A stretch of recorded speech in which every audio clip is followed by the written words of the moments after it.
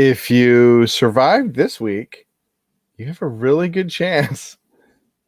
Do you? I don't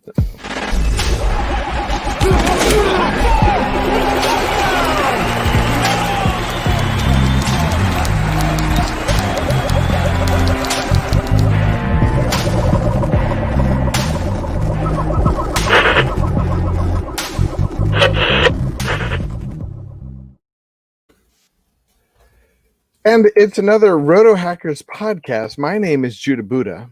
I am here with it's Jared. He always beats me. And we are here to talk about week 4. Well, we're going to talk about what we can do about week 5. And let's talk a little bit about week 4. How you doing, man? Doing all right. How about you? Yeah, I've never been more mediocre. But that's always how I've been.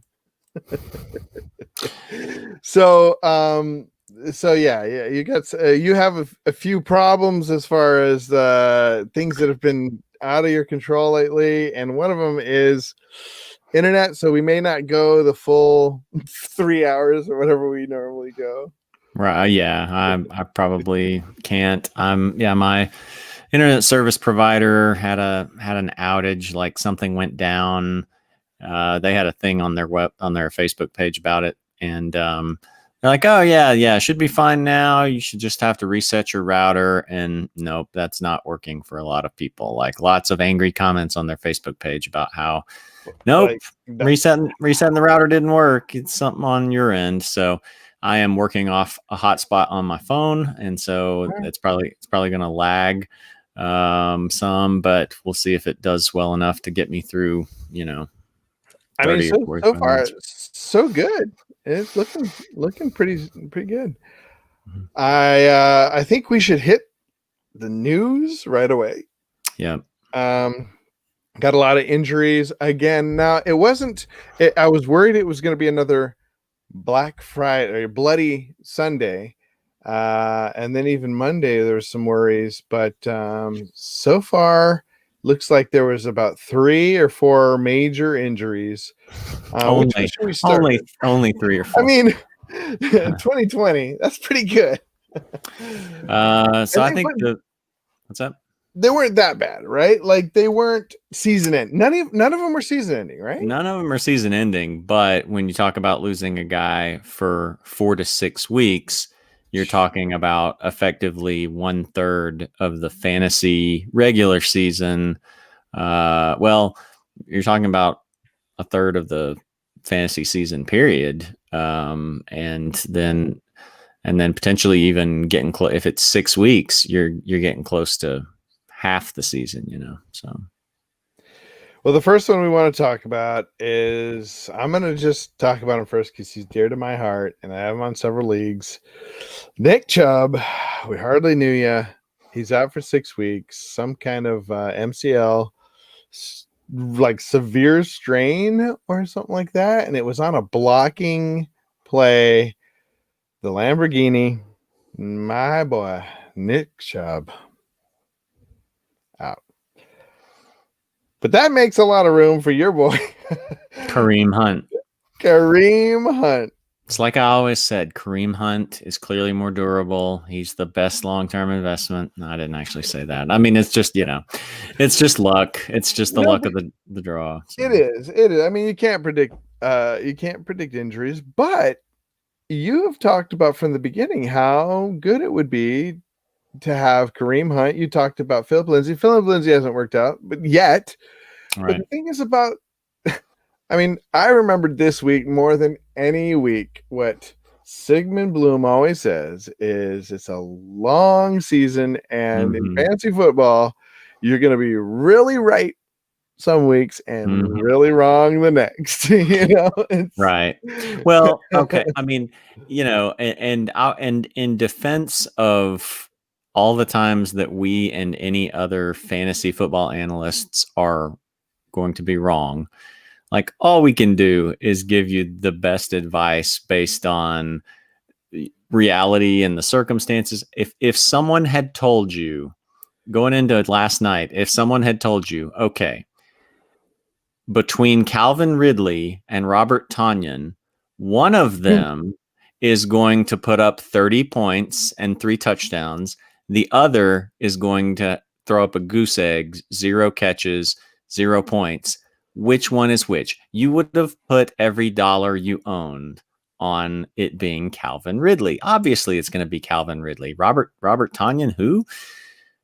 And then Robert Tonyan, throws down 3 touchdowns and 30 points. Calvin Ridley does nothing. So that's the way it goes. Yeah. And the thing is this is a game of attrition, and we're not going for slam dunks year round. Shut it down. We've got the lock.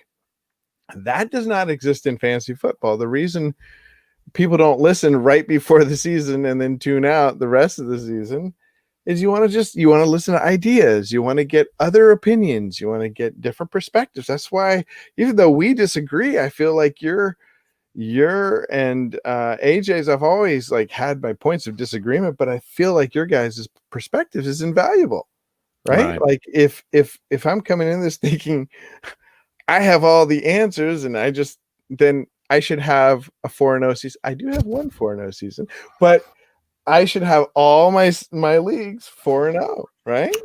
Right. And there's so many things that are just beyond your control. I have one team that's a pretty good team. I'm not sure where it's at in the standings now in terms of how many points scored, but last week it was second in points in the league, and it was 0-3. And then this week it's 0-4. So every week I have either had the most points scored against me or the second most points, because I looked. So each of the first 4 weeks I've had the first or second most. There's nothing you can do about that. You hope that maybe your team goes off and gets lucky a couple of those and maybe you split it or something. It hasn't. It's been I've scored around 140, and then guys are putting up 155 against me. So there's yeah. And the other thing is you can't account for injuries. So let's continue talking about injuries. Chubb. So the major fantasy implications are try to trade for Hunt, but at this point, that's going to be really difficult. I have a lot of Chubb because I have a lot of Hunt because I had a lot of Chubb, and because listen to you guys. However, so I got a bunch of trade offers that were I'll see what happens. Thank you. But what do you think about this newcomer? Because it seems like they want it, huh? Deontay. What's his name? D'Ernest Johnson. D'Ernest. There we go. D'Ernest. I'm so glad. What would I do with that? D'Ernest Johnson. He looked really good out there. I'm going to be honest. I think Chubb's going to do great. Mm-hmm. I'm starting to think D'Ernest Johnson is going to be my number one pickup, but I want to hear your thoughts on it. Yeah, I think it's tough to know exactly because, I think on one hand, I think they're going to continue to split that backfield some. The advantage to Hunt, though, was that he caught so many passes, even though he had a lesser role. He caught a lot of passes, even though he had a lesser role, and then they used him some in goal line situations. Johnson didn't catch any passes. I don't know really how good he is as a pass catcher. So if he's the number 2 option, but he's not, he's kind of in that Hunt role, but he's not catching passes, then I don't know that it's going to be like him producing what Kareem Hunt produced as a 1B to Nick Chubb. So I'm kind of struggling with, do you pick him up? Do you go for Justin Jackson? Because the other guy we'll talk about is Austin Eckler going down. But yeah, I think Chubb's, the biggest story because he was drafted the highest, typically. So. Yeah, and it's a much more run-heavy offense. And Mm-hmm. as we saw, even with Chubb down, they Yep. continued with DeAndre and what's his name? Hilliard. You know, they Mm-hmm. had DeAndre in there, they had Hilliard, they had Hunt. Now Hunt gets the touches, right? Like when he got the ball, it was Mm-hmm. you kind of you're thinking the whole time, okay, well these are points on Mm-hmm. uh but I was a little concerned about how much everybody else got the ball. Like, Yeah. wait, why are you bringing the Hilliard? What's this Right. about? So, Yeah. That's all of a sudden like a really, popular trend in the NFL where if you look at what the Ravens are doing, the Ravens are splitting between Gus Edwards, Mark Ingram, and J.K. Dobbins, not to mention Lamar. The Packers, they go with Aaron Jones. Then they've got Jamal Williams. Then they've got Dylan that they bring in for a play or two. Then they've got Tyler Irvin, I think it is. You've got teams that are just using like 4-person backfields and seems to be working pretty well, it does. But this is not a new thing. No. It's been 2 years, 3 years running that almost every team. Now, it happens that this year is particularly so, and I think because they're seeing all these injuries. I can only name actually one team, and help me out with it. Maybe two. Nah, one team. No, two. Okay, two. I can name two teams that go primarily with one back, and that is Minnesota and Dallas. I don't even know You that name you any could. others? No, well, I'd have to really kind of think through it, but even Minnesota, I mean, for those first couple games, Dalvin Cook was really sharing a good bit with Madison, at least with Madison, and so. But that's only two. Like I'm just talking about two because everybody else seems to be going with three. Right. You have because it's like, well, okay. The other one would be my man AK-47 Alvin Kamara sharing it And with Murray. big time Murray. My gosh, Right. kudos to AJ for loving him some Murray. Although, who the heck had Murray in their lineup? But if Alvin Kamara goes down, fire up some Murray. I'm going to try to put him on my. Well, obviously he's not on too many benches, but he was. I picked him up prior to that game. I didn't play him, but luckily I didn't need him in my 250 league. He was just out there on my waiver wire in my 250 league. So I'm like, okay, I'll take Latavius Murray. Nice. That's good. What is this? Oh, Pittsburgh and Carolina. Well, used to be Carolina and Pittsburgh. What are you talking about? Who knows who's starting in that? Well, okay, I guess it is my man. It's Connor, but yeah, I mean, in that game you had Benny Snell, you had McFarland, you had Jalen Samuels. Pittsburgh you have a lot of hands touching the ball. Mm-hmm.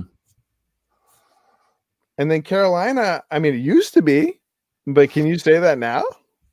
Yeah. I mean, just as to the state of things right now, like with the injuries to Barkley, with the injuries to Chubb and McCaffrey, that's true. Kansas City seems to that's true. Be kind of getting towards that, but they still will mix in, Darwin Thompson with CEH and Darrell Williams. So yeah, that's three. Jonathan Buster, he's been busting my chops all week. Now he gets to bust yours. He says, "Hi, number two."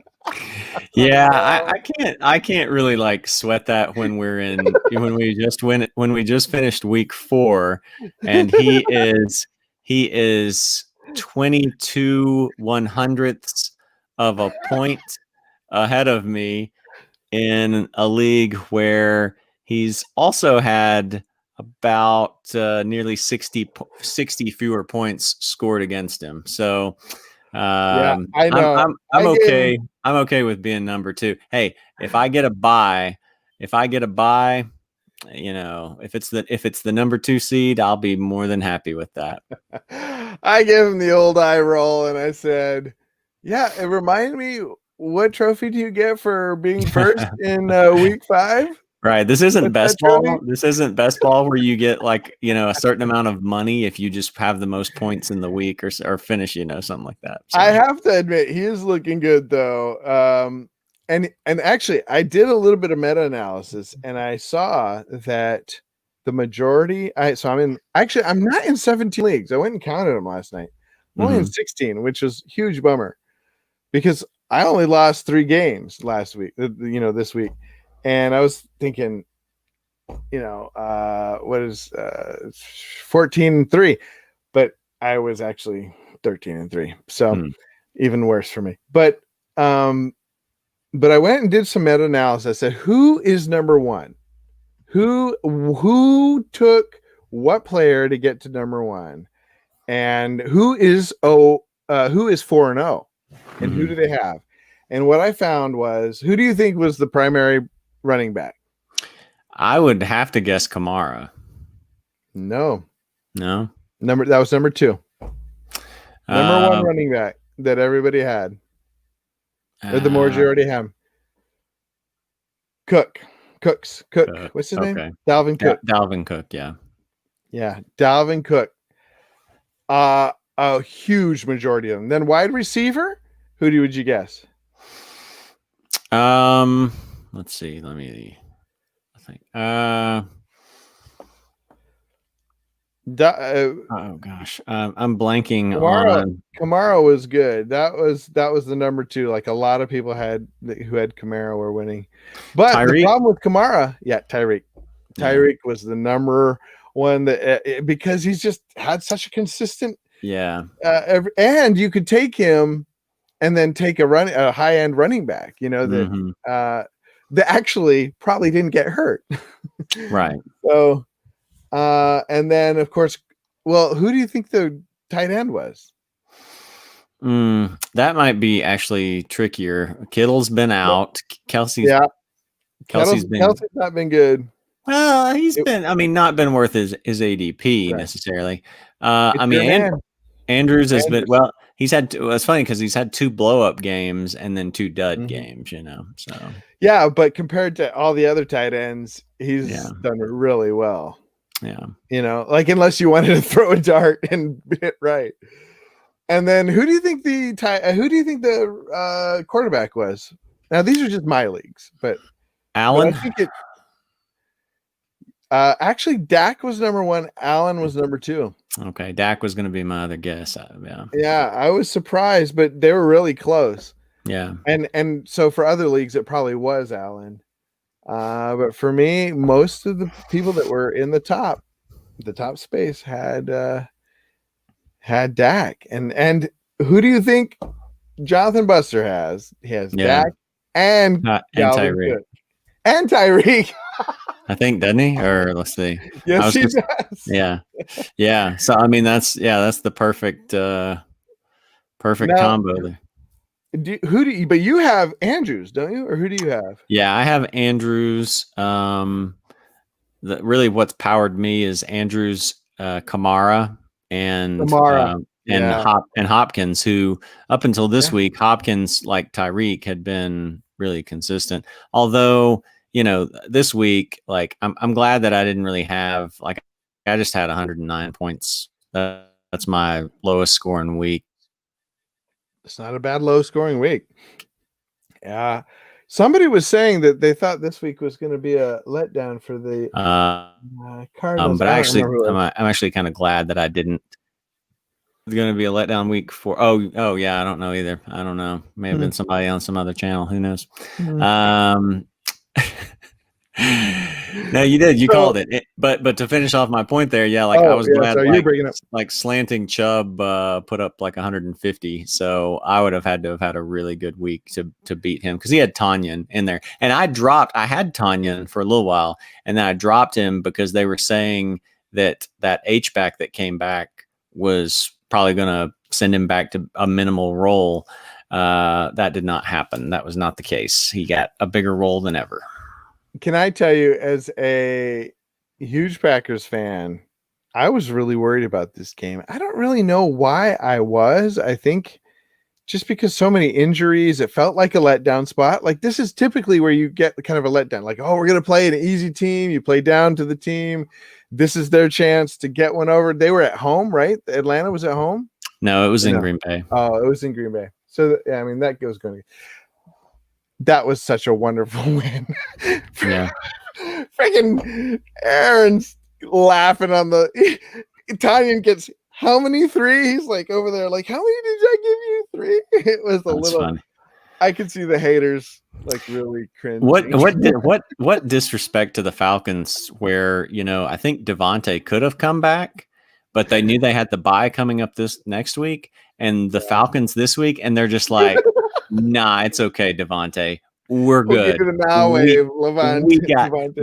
We got this with like 3 backup receivers and a tight end nobody's ever heard of, and our star quarterback and running backs.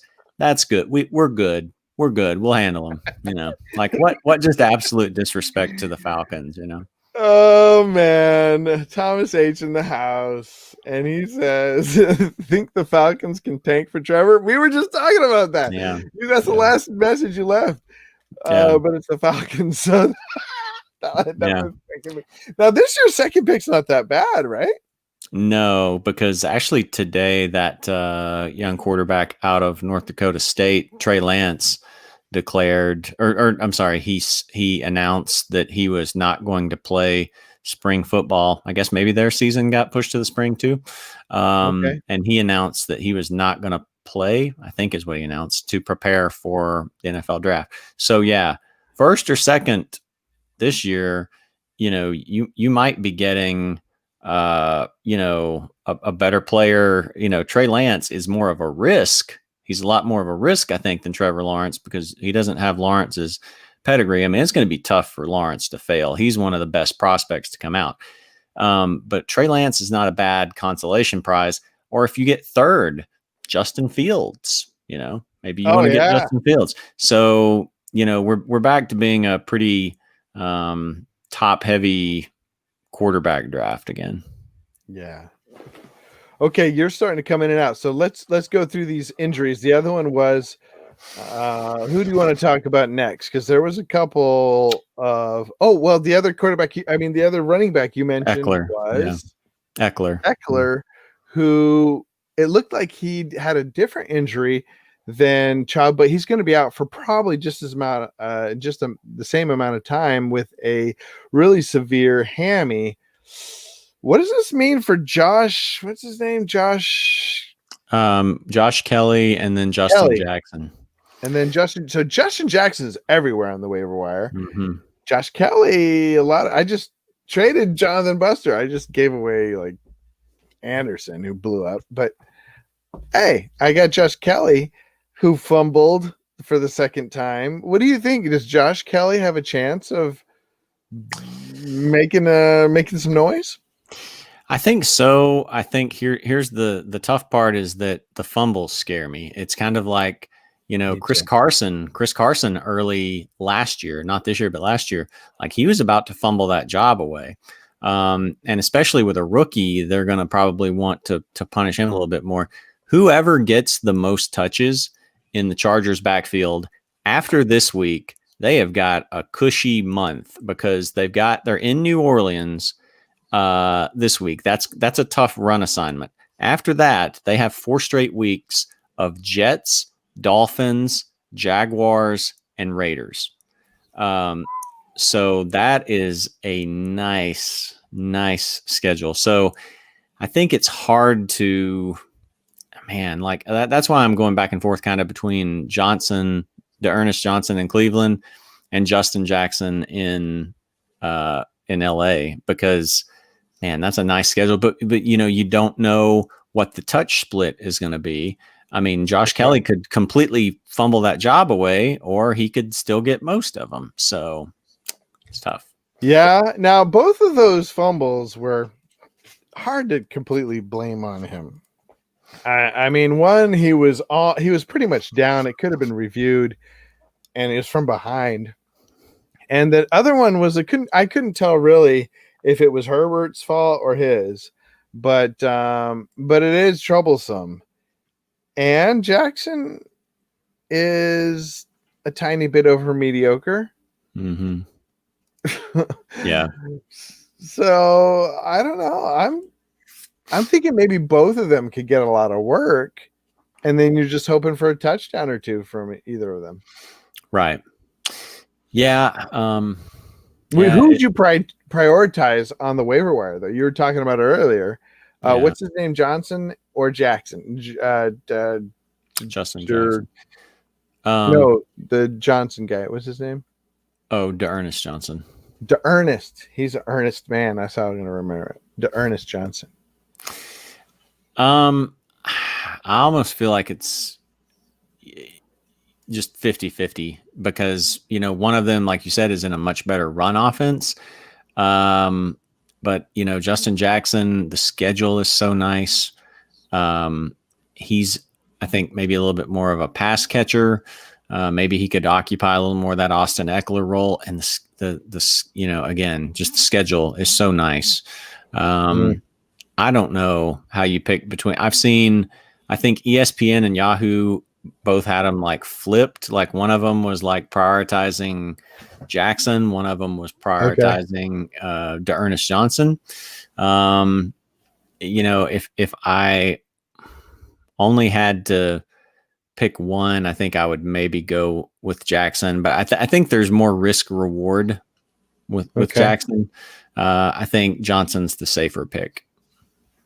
Interesting. You said Johnson or Jackson? I'm getting confused. Sorry, Justin Jackson. I think is Justin Jackson. Okay, he's the more upside because I think I agree. Yeah, but Johnson is the safer one. I think. Yeah. Well, here's the thing is, if either Hunt or Josh Kelly get injured, I think you have a pretty good. So, either one you want on your bench at least, right? Right. Yeah, if you can get one of them. Of course, the other one to pick up if he's available, but he's, at least in my leagues, is less available. I saw he's only 32% rostered overall, but in pro leagues, he's gone in most all of mine. You've got him in both. Is Damian Harris. That's so he's the other one we got to talk about. Yeah. Yeah. So that's another option. So as far as the pickup of the week, then you got to throw him in there too. I'm just going to go ahead and say, folks, pick up Damian Harris. I know people are going to talk about Patriots are spread it out and all this. They're going to, lots of mouths to feed, lots of running backs. Pick up Damian Harris if you have the opportunity. If you're any of my leagues, you probably don't, because I've had him on IR since I think I drafted him in most leagues. So yeah. Well, you drafted him and then you dropped him in a bunch of leagues and then you regretted dropping him. And then I suppose you then picked him back up before anybody got him. That is true. I did pick him up. I had to pick him up in a couple leagues recently. I also picked up Sexy Rexy, man. I think that could be something to look at. He'll be available on. Who do you think will be more available on your waiver wire? Do you think it'll be Sexy Rexy or Harris?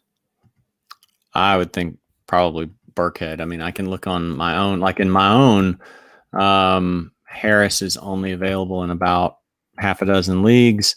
Rex is much more available. But overall, like in Yahoo leagues, Rex Burkhead's like he's like 46% rostered as compared to like 32 for Harris. Okay. All right. Well, let's see. The other injury that was yesterday, I would actually call it two injuries. And that would be lingering injuries that I'm still worried about, and that is Julio Jones, and I can't stand the man because he's always injured. But also Ridley. 0 catches. He had 4 opportunities. I saw one drip through his hands. Mm-hmm. I'm worried about Ridley for his health, but also without Julio Jones. What are the fantasy implications of these hammies when it applies to the Falcons, and also when you have Matty let down Iceberg on your team? Yeah, I mean, I think I've talked about it earlier in the year when we had so many guys with hamstring issues. Mike Evans, Kenny Galladay, Miles Sanders, is like hamstring injuries always worry me. They always worry me because they seem to just linger. They seem to linger. People come back from them, and that's why I think the Packers made the smart choice, leaving Devontae Adams out for another week, because I'm pretty sure his was a hamstring injury too, wasn't it? Yeah. And so, I mean, these things they just linger on. They think, oh, they're good. I don't know how all the medical analysis and diagnosis works, but I have to assume that apparently our technology, MRIs and things like that, are not really still at this point good enough to be able to show like, the damage in there or the potential for re-aggravation, because they bring these guys back. They say, okay, they're ready. And then they're not, or maybe they know and they're just pushing them out there anyway, which would be stupid. But regardless, like, yeah, hamstring injuries worry me because they tend to linger. Adam Thielen last year killed me in leagues because his just kept going on and on. They tried to bring him back. He re-aggravated it. So I'm always worried about anybody who has a hamstring injury. Well, on top of that, I just feel like when they have a hammy, not only, well, I guess you kind of said it, is like not just worrying about re-injury, it's the fact that you're bringing them back too early. That's why I was so happy that they didn't bring Devontae Adams back. Like I probably lost at least one league, but I lost 3, but because of Devontae Adams, because they didn't. What did they say? Somebody said, I think the coach said, look, or no, it was actually during while the game was going, the announcers were. I forget who those announcers are, but they were talking about how they're, Aaron Rodgers there sitting laughing and having a good time beating the Falcons to death. They're thinking, and I think the announcers talked about how like it was a good thing they left Adams on the bench. Yeah. What do you think about giving more time? Because I'll tell you this, I went out. Now, what was Godwin's injury? Because I went out, I actually just traded for him. I don't know if that was a good move. Actually, we'll have to look at that real quick. I do not remember off the top of my head. Because I don't think it was a hamstring. It is. No, actually it is. Yes. Yet another hamstring. Okay. Yeah. So there's somebody that I hope they keep out. I just traded for him, but I hope they keep out enough time to rest, and get over it. Yeah. This is a Thursday game this week. They play the Bears Thursday. He's definitely not going to play Thursday. He's definitely not playing Thursday. So then possibly coming back for week 6 against Green Bay, which they might need him for that. So they may try to, push him back for the Packers, because that's going to be a big game between, 2 of what's turning out to be the top teams in the NFC, because, Tom Brady now, something that we haven't mentioned, 5 touchdowns for Tom Brady. Tom Brady's starting to get into form. So yeah, he's looking great out there. Maybe go pick him up. We have some comments, so let's get to those. We got Claudio Jenkins in the house. It's been a while. It's been a while, guys. Yes, it has. Good to have you back. I hope you're still in the chat. Love you, man. Thanks for being in. Nathan Anderson back again this week. Thanks for doing what you do. Hey, thank you, dude. Thank you for showing up and watching. Thomas H., Never trust any running back. Isn't that what you say about That's like what he says about Tampa. I actually started Tampa? Rojo. I started Rojo in There the you league this go. week because Fournette was out. So I think you can trust him like if all the other options are out. I think. Look, you could trust. I think his name was Ridley. Way, but who's the running back? I think it was Ridley, or what was his name for For who? the Patriots? He was the Oh, main running back. Steven Steve Ridley. Ridley. Stephen There's been Ridley. Uh, there's been times LeGarrette Blunt had that LeGarrette season. Blunt. Every season, there's something. Even Sony Michelle get like averaged 100 carries last year. So, or not average a carry, got over 100 carries last year. If he averaged 100 carries a game, you would need to start him regardless of production. There, that's a really good workload. He did not. All right. Thomas H. Charles, I love that picture, brother. He says, so Judah, Rex Burkhead is the new Danny Woodhead. Okay, so this is a harkens back to before your days, Jared, where I talked about my little woodchuck. And I talked about Danny Woodhead all the time. Loved me some Danny Woodhead. And I don't know if he's my little woodchuck, but he's my sexy Rexy. It's even better. Let's see. Claudio says, certainly decreases his value. Who? Let me know. Oh, Matt. Yeah, Matt Ryan. Yeah.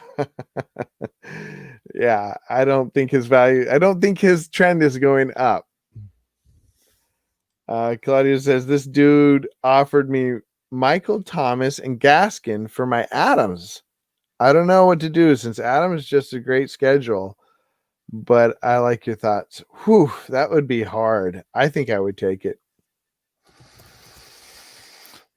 Yeah, I mean, Michael Thomas and Devontae Adams they're pretty similar. You know, I mean, they're the number 1 and number 2 drafted guys.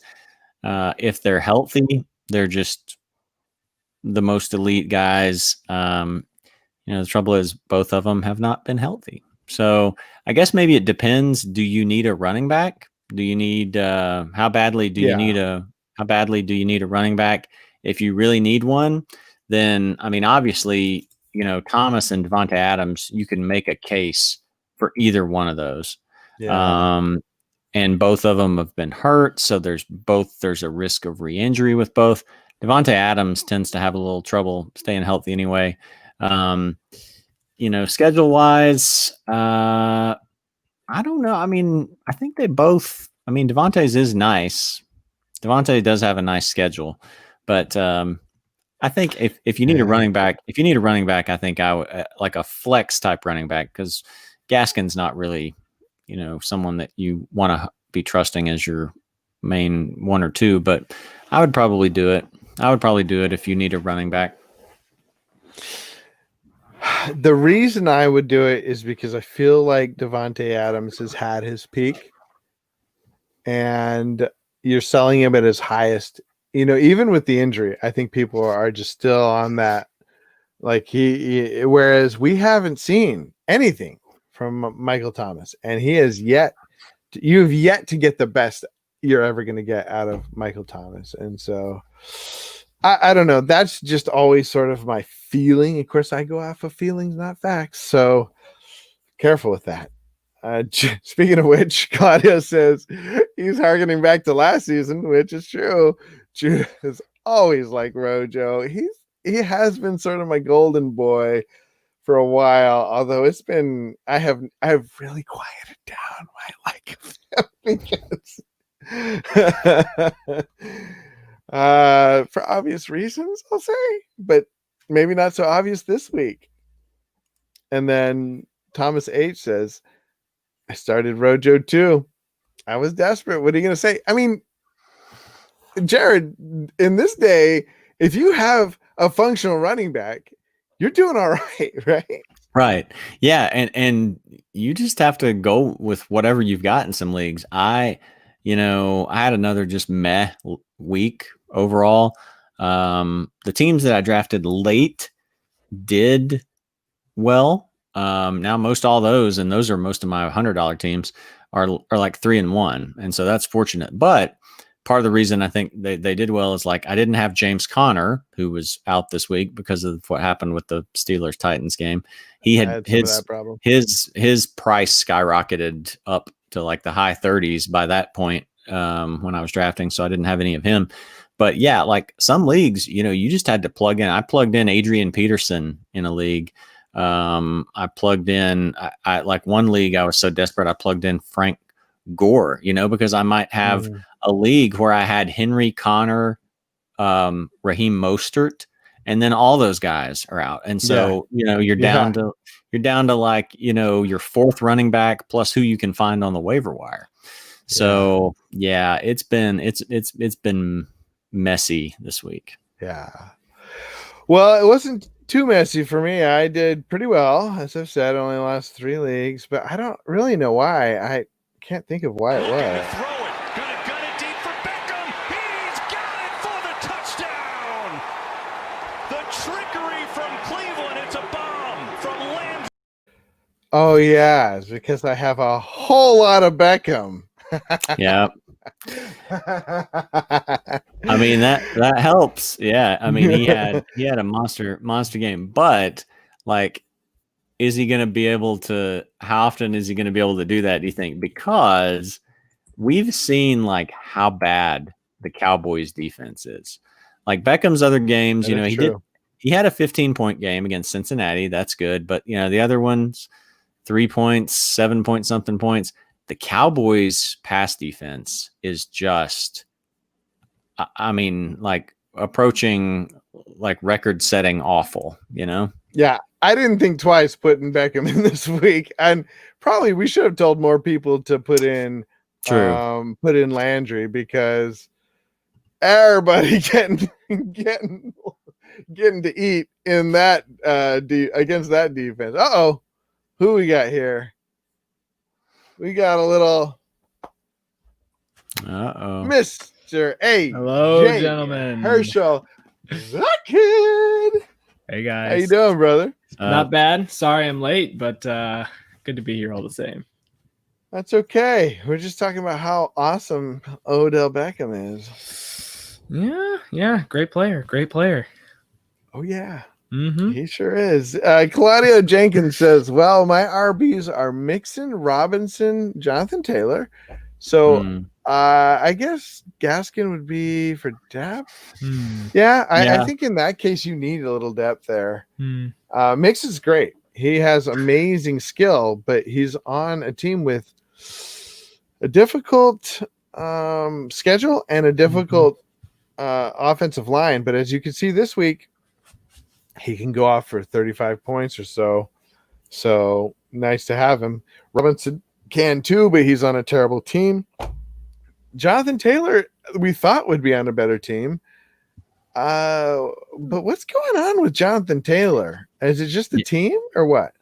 No, it's a little more than that. He's not really like breaking tackles that well, making people miss that well. So, so I'm a little worried about that. Now, this week they did play like Chicago's been a pretty solid defense, in some ways. So I'm a little worried about him though. Between him not really performing up to his ability and the fact that the Colts just don't have a very well-balanced offense overall. T.Y. Hilton might be droppable at this point. Like you called it on Yeah, I was relaxed. I was gonna give you credit on that one. T.Y., Paris Campbell, Michael, I'm blanking on the name. Pittman, yes. Michael Pittman is out for a little while. The Colts are living off of defense. They don't have a whole lot on offense right now. AJ, brother, how did you do this week? Do you have any thoughts going back through the week, through the weekend? Particular? I was able to catch a bunch of what I missed, so I don't want to kind of go over anything y'all said. Devontae, I went 5-2, and I have no leagues where I've won at least one game in every league, and I'm 4-0 in 2 leagues. So I mean, all things considered, I'm not bad. I did make one really bad fantasy mistake, and I'm very mad about it. I put Devontae Adams in my wide receiver spot instead of my flex spot. So I had Chark in my flex spot instead. And so Monday came and I was like, oh, dang it. I was down by 8. And I had Chark. Monday night, I'm down by 8. I get the news Devontae Adams is out. And I'm like, okay, cool. I'll switch someone in my flex spot. Nope, can't. Nobody on the waiver wire. I grabbed Gage and I lost by like 3. So I'm a little bit ticked at myself, especially when I realized Tanyan was available. Now I'm really ticked at myself that I just did. If I just put Adams in the flex spot, everything would be fine, but I didn't. So that hurt. But other than that, I'm 4-0 in 2 different leagues. So I'm 3-1 in Rotohackers in our listener league. So well, I'm all right. I'm all right. And I'm sorry, but that Kenyon McCaffrey trade is looking better and better for me. I warned you, Ben. Man. I warned you, Ben. It's okay. It's okay, Ben. AJ's gonna get knocked down a peg this week because just like my Colts had to show his Bears what's what. I'm gonna have to show the Ice Rink Falcons that they're in the wrong sport this week. Oh, okay. See, I'm looking at our matchup, and I hate this matchup. I think it looks like I'm gonna get smacked. Oh man, Fant went down, and I don't get Adams.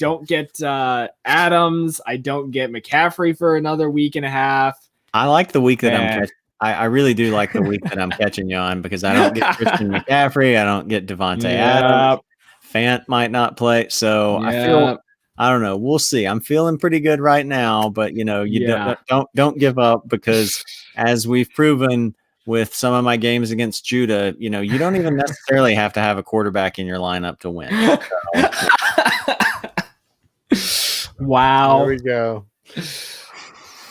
Okay. Well, Ben says, good job. I guess me and Ben played this week, right? And it was actually tighter than it could have been. And it was back and forth. I thought Ben could have won a couple times, a couple points there during the weekend.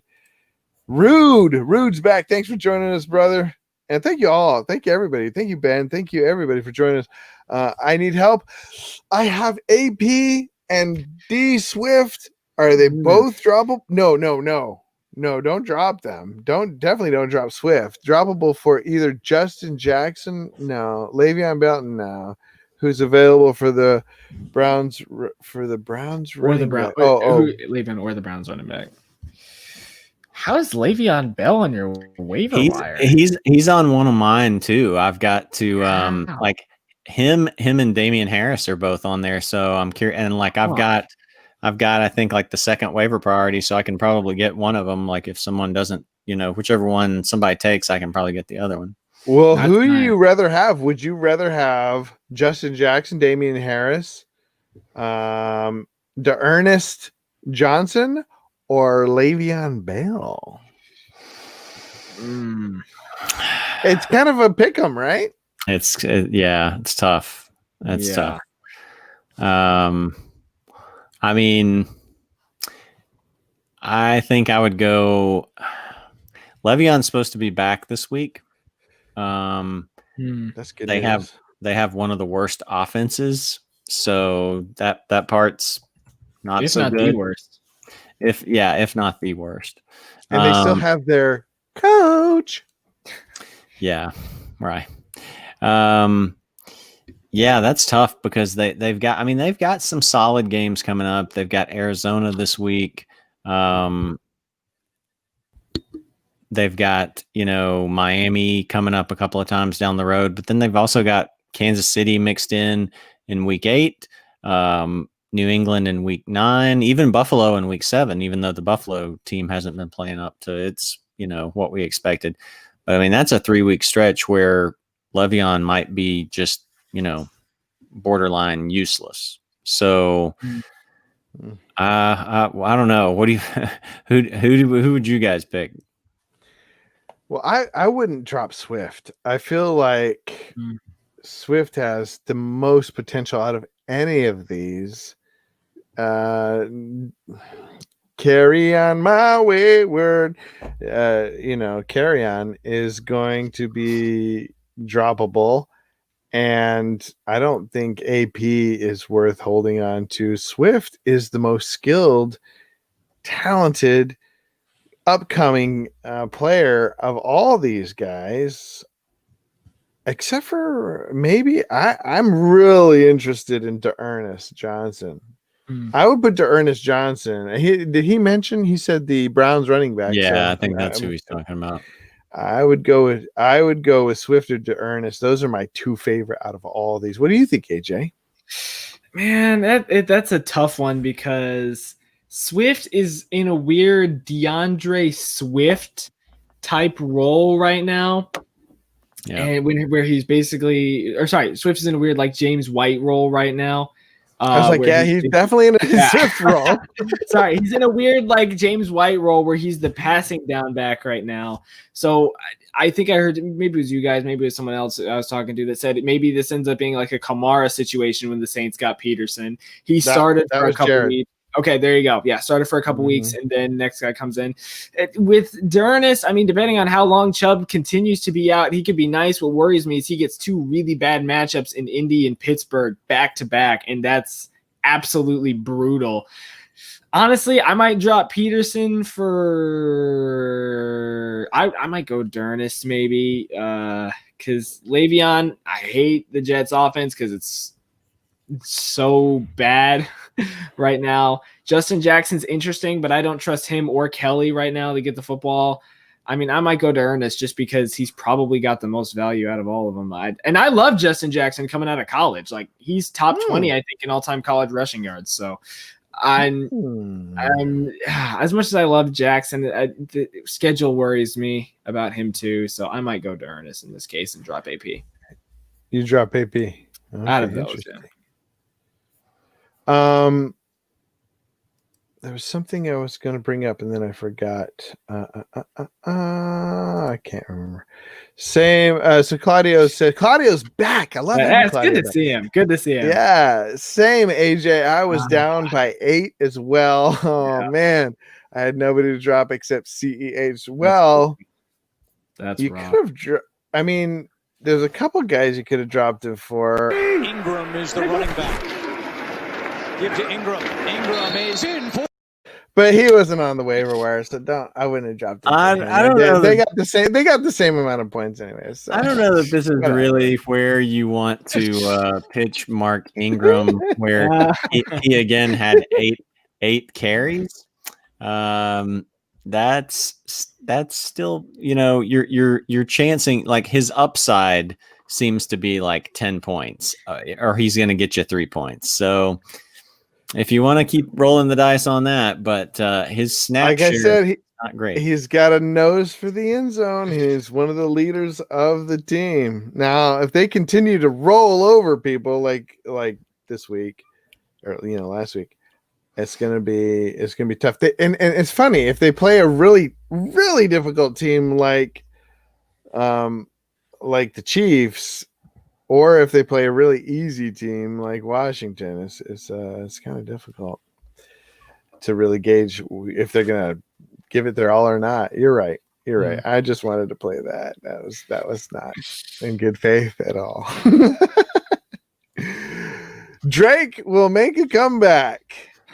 For your sake, man, I hope so. I really think he's going to end up being the NFL version of Jarvis Landry. He will not score anything above 10 points or 12 points for the first NFL version, and then the running back version. I can't speak tonight. The running back version of Jarvis Landry, who scores no more than 10 for the first 8 weeks and then explodes over the last 6. That is going to be Kenyon Drake this year. What do you think, Jared? I mean, when he went to the Cardinals last year, he had some blow up games. I still just got to think that there are going to be some blow up games, but I mean, the fact that they couldn't do it against Carolina, like that's Yeah. really the worrisome part. That says like this offensive line is not very good. You know who did do it? Chase Edmonds. Well, what did he have? I mean, he scored, right? I mean, he caught a little short touchdown pass. He had like But 5 I mean, catches. he had four carries for 16 yards. So How many catches? I will have to open 5 for 24 and a touchdown. Yeah, but That's I mean, where the sweetness is. okay, but I mean, I mean, again, he's kind of like you seem to really like the guys who get single digit carries and who, if they get a touchdown, they're going to give you 10 points, and if they don't, they're going to give you 3. That's not I like really the guys. how I like to roll, but you know, I like whatever the you want. guys that you can look at their box scores, but when you watch them play, you think that person has something different.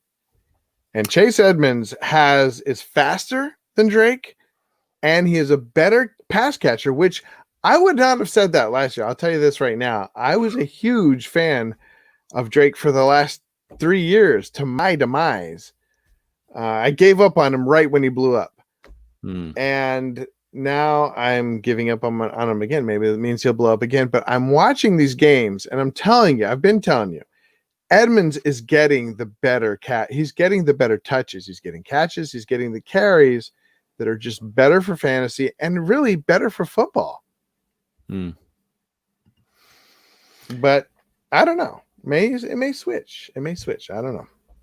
Yeah, I mean, it's just if he starts getting the volume, then maybe you've got a league winner. But you know, we've talked over and over about how stubborn coaches are. So I don't know if it's going to be there for him. Never know. All right, Bell, Gibson, Kelly are all on the waivers in an 8-man league. Yeah. Who would you choose? Full PPR. I would definitely go Gibson, but I'm really tempted to pick up some Bell. I'll be honest with you. If they're going to do anything this year, it's going to go through Bell. Yeah. That's a tough one, but it's definitely between Gibson and Bell. I'm going with Bell. I'm just going with Bell because you can get him cheaper. Well, wait, what? What do you mean you can get him cheaper? Well, okay, yeah, he's just as cheap as everybody else, but I just feel like he's the arbitrage play here. I'm going to go Antonio Gibson because I mean Kelly is going to have to in this scenario. Where's my clip of Gibson? Do you have one? This is a breakout week for Gibson too. Kelly is going to have to, still at least split with Eckler when he comes back. We don't know what it's going to look like between him and Jackson. Antonio Gibson, if they will ever start feeding him, like I still haven't been, like I don't really have any shares of him. I would still be up until like this was kind of a breakout week for him against that Baltimore defense because up until now, he never had more than 11 receiving yards, and he's not tearing it up on the ground, and he probably won't because Washington's going to play from behind, and they just don't have a great rushing attack. So he still only had 13 carries for 46 yards, but he had a touchdown.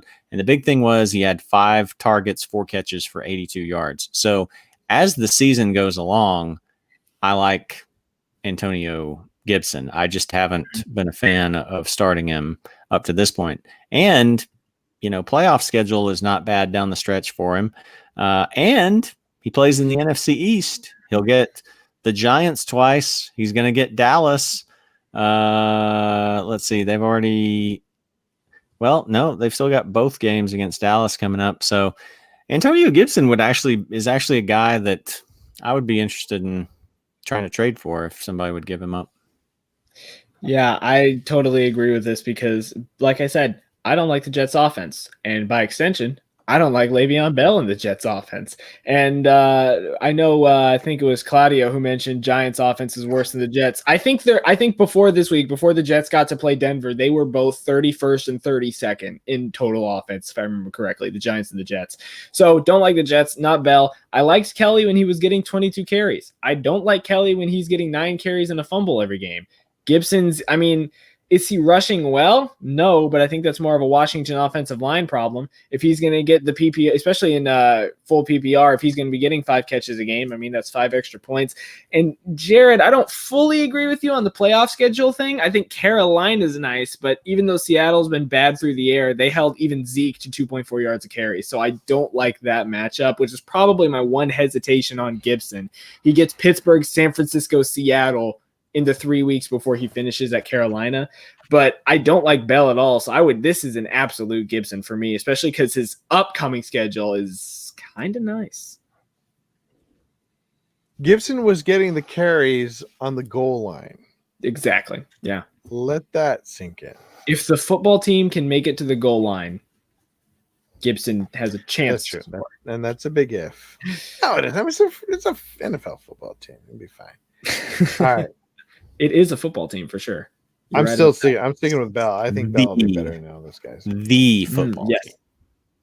Correct. My bad. Thank you for correcting me on that. Speaking of the football team, no, I don't know. Maybe Giants. Claudio Jenkins says Giants offense. I think is. Oh yeah. That's what you were talking about. Is worse than the Jets. We talked about that. I don't know. Average. Maybe I would still. It might be. Probably the person you could trust most from all those would be Jamison Crowder. So the Jets are actually probably more fantasy relevant in that they do at least have one player that you could make an every week start, basically. Yeah, Darius Slayton was supposed to be one of my nice slate picks. Guess how well that's turned out for me. Without Saquon. It turned out amazing week 1, dude. Yeah. Awesome.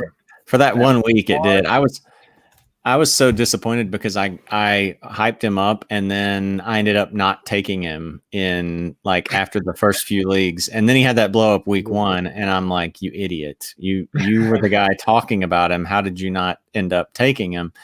But it was just because like I got towards the end of drafts and he would go for $2 and I would have 1 left or something. But anyway, so now it's not looking so great. But yeah, he has the Cowboys this week. So if there's a week to do anything, if there's a week to start him, this is his version. This is his version of Kenyon Drake getting Carolina. So this is his proven week. Well, we saw that. This is his version of what's his name on Dallas. Who did he get? He went off for that 1 week. Gallup, yeah. Gallup got. Who did he get that week? It was just. It was Seahawks, I think. Seattle. And the Seahawks are giving up tons of yards through the air. So this is like his Gallup week, but he only gets 1 week. What are you guys doing? Speaking of which, yeah, I know you've got a lot of Gallup, Jared. I don't think you have very much of him, AJ. What are you guys doing about 0? Okay. I don't actually. Let's see how much I actually do have of him. I have him in some leagues. Actually, I do have him on a lot of those early teams I drafted that are my cheaper teams. But yeah, I mean, he's obviously like the scary thing is, he's like clearly the 4th passing option there and like the 5th offensive option because you've got Amari, you've got CeeDee Lamb, you've got Dalton Schultz, the tight end, you've got Zeke. So Gallup is the 5th guy, I don't really have any intentions of starting him. There's probably going to be some places where I drop him for somebody else, for someone like T Higgins, if he's available, because now it's starting to look like T Higgins is the number 2, becoming the number 2 option there in Cincinnati. So, I don't think you just cast Gallup aside. there's always the possibility, like, maybe CeeDee Lamb gets banged up, or, Amari Cooper gets banged up. And if that happened, then suddenly his numbers are going to go through the roof if he's the second wide receiver instead of the third. But in the meantime, I would not want to start him unless it just looks like it's going to be that type of game like what they played against the Seahawks. I agree. What do you think, AJ? You just hands off. Yeah, guess how many times I drafted Gallup? None. Guess how many times I offered trades for Gallup? None. So look, I was not high on Gallup coming into this year. He had a great year. He had a great year one, but especially with CD coming in, I thought Dallas's offense was going to be better. And look, yes, Dak Prescott's throwing the ball 40 times a game, but guess where a quarter of that is going to? Amari Cooper, who's actually evolving into a true number one now. He's consistently getting 9 or more catches a game, which I doubted him this year. So I'm sorry, Amari. But after that, CD's the number 2. And then after that, it's just, I mean, yeah, he got one big game. What's the tight end's name? That guy is hot. But picked up some Cedric Schultz if Wilson you got see him. 2 touchdowns against Seattle. Everybody got touchdowns against Seattle that day. Yeah, I was never a huge fan of Gallup, and he's like you guys said, he's the 5th option in the offense right now. Yeah, it's crazy. Like Amari Cooper's getting like 12 or 13 targets a game. I mean, 14, 9, 12, 16, and he's cashing in on those. 81 plus yards every week, 9 plus catches except for week 2. And he wasn't. The only thing is he wasn't getting touchdowns, and he finally got a touchdown this week. So, yeah, Amari's doing well, and it's not really that tough of a schedule for him. However, are they winning? No, but that's like the defense's fault. Yeah, and it's almost kind of like the Cowboys receivers this year are going to be like the Bucks receivers last year. Like the defense, that was really more on the Bucks defense, that was on Jameis throwing pick sixes.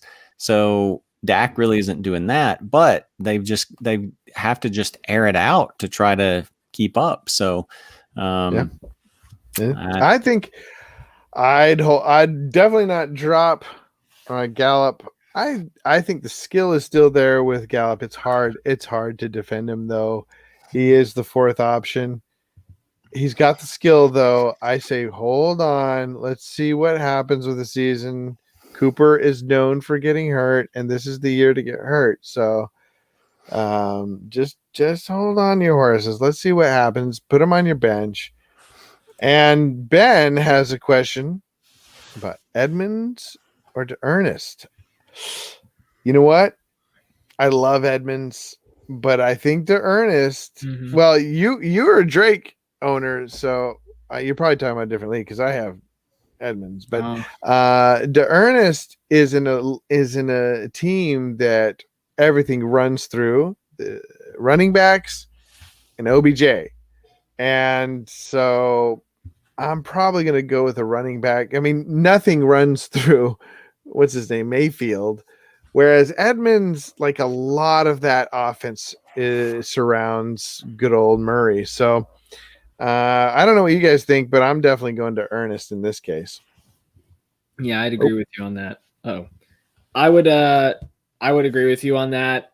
Do I like Cleveland? Not really. But, I mean, 13 carries, 90 yards, game 1. You come in when Nick Chubb's out. That's very promising. Makes Kareem Hunt's stock maybe dip a little bit for me, even though he had a good game last week. But I think he and Ernest could have a nice split, especially I think Cleveland's got a couple nice matchups coming up. So, yeah, I would go to Ernest. Edmonds is nice, but he's still probably going to be second fiddle to Drake unless something happens.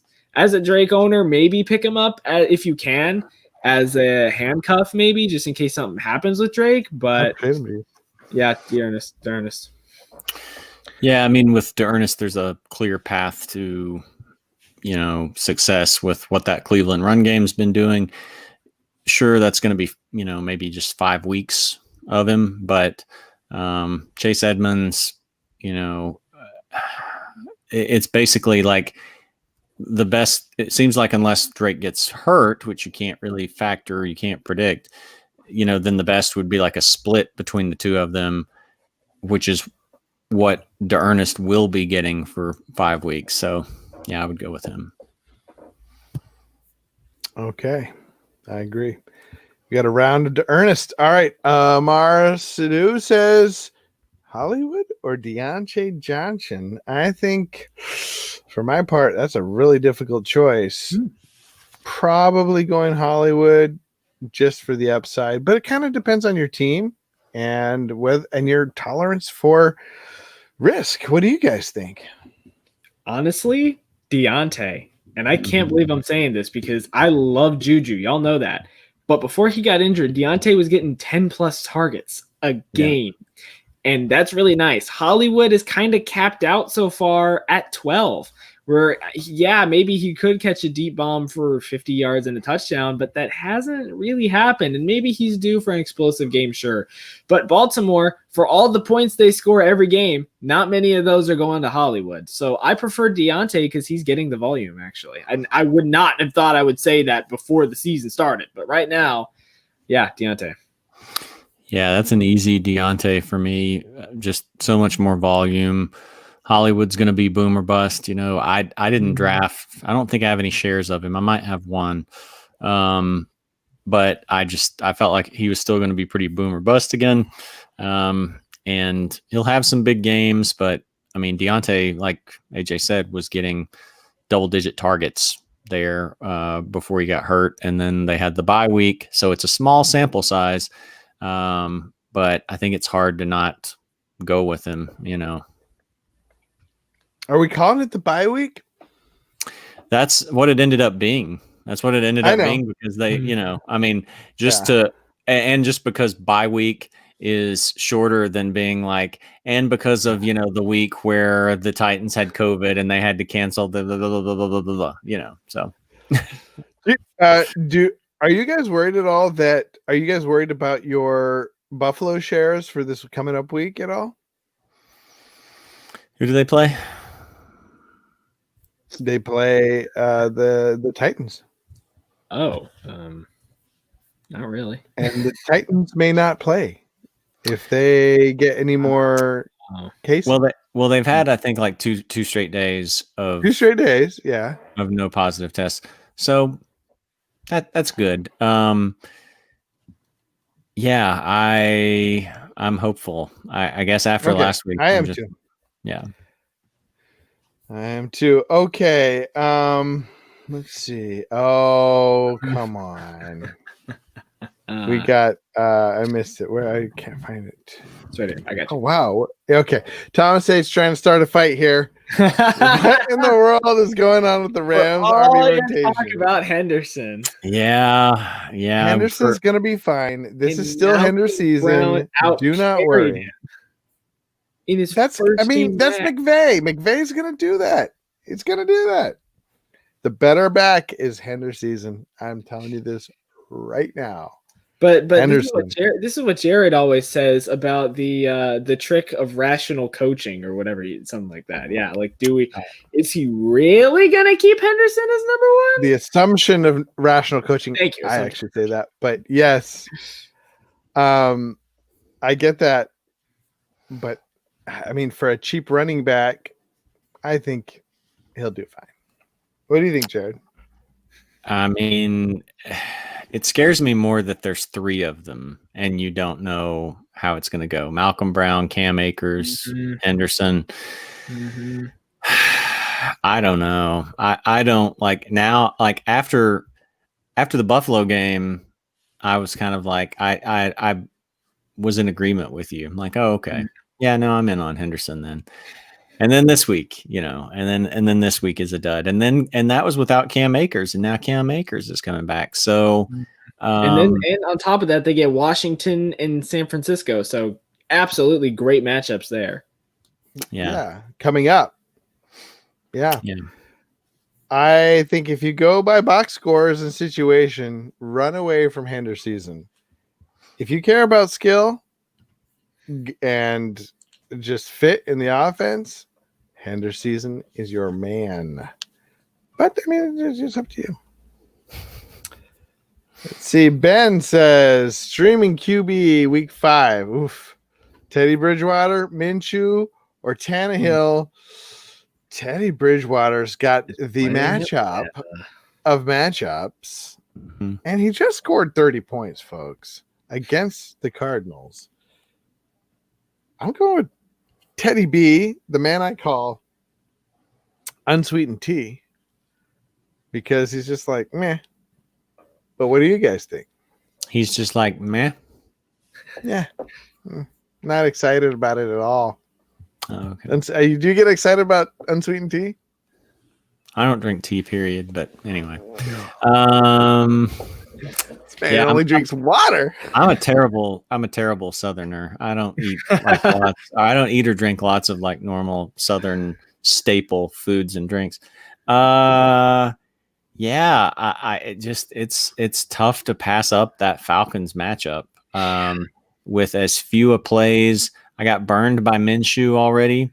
I started him on the 1 week that you did not want to start him, because every other week he's had 20 plus points. I started him in the Miami game, which you'd think, no, it's going to be good. It was not good. But he's got a good, again, like maybe that was just a fluke. He got Chark back, and Chark finally showed up. So happy about that. Chark week. Good target share, like 9 targets, 8 catches. They play Houston in Houston. Houston is, has been very forgiving of other teams. So I think you've got 2 pretty good options there. Tannehill against Buffalo, I'm not quite as sure about. Between Bridgewater and Minshew, I guess go with Teddy still, just for the matchup. But Minshew in that Houston matchup is pretty nice too. Agreed. What do you think, AJ? They all have their upsides. They all have the downsides. Atlanta's hard to pass up. I think this is a big Mike Davis game. I think he's going to catch a ton of passes out of the backfield. Also, because he's been looking very nice, by the way, as McCaffrey's replacement right now. He's been cleaning up with a solid 18 points in back-to-back games. Mike Davis season? There you go. Well, until McCaffrey comes back, probably. But, for the 5 weeks we've got him, it'll be really nice. So, yeah, probably Bridgewater. Okay. You're going to have to tell me again. I went too high. All right, I got it. Speaking of the Cardinals, Claudio's got some analysis. He says Kyler looks pretty bad, saving him with rushing yards, and Drake looks stiff, lacks explosiveness. He thinks he has an injury still, a lingering injury from the beginning of the season, probably. I don't know. I think this was just the Cardinals letdown. Now, I will say that Kyler does look terrible when it comes to passing if he's not passing to Hopkins. And so shut down Hopkins, but his running ability is way up here. His passing ability is like, if he has Hopkins, his first read. What do you think, Jared? I haven't really gotten to see him. I haven't really gotten to see those games, so I'm gonna have to punt on this one. I haven't really seen him enough to really give an opinion on that. For fantasy, he's been decent. I mean, even this week, it was a down week from what he had, like 17, 18 points. 23, I think. 23. I think he rushed for a touchdown. If I'm not. The crazy thing was he threw for 170 yards, but also got 3 touchdowns off all of that. Yeah, it's pretty good.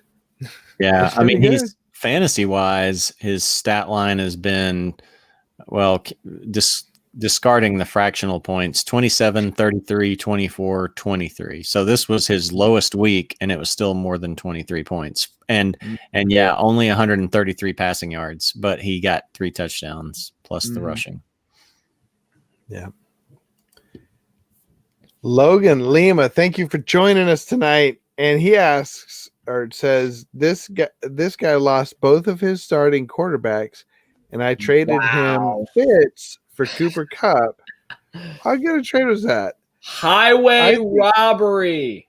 I don't know if it's highway robbery, but it's pretty good. Cup has not been fantastic. As a Cup owner, I'll tell you.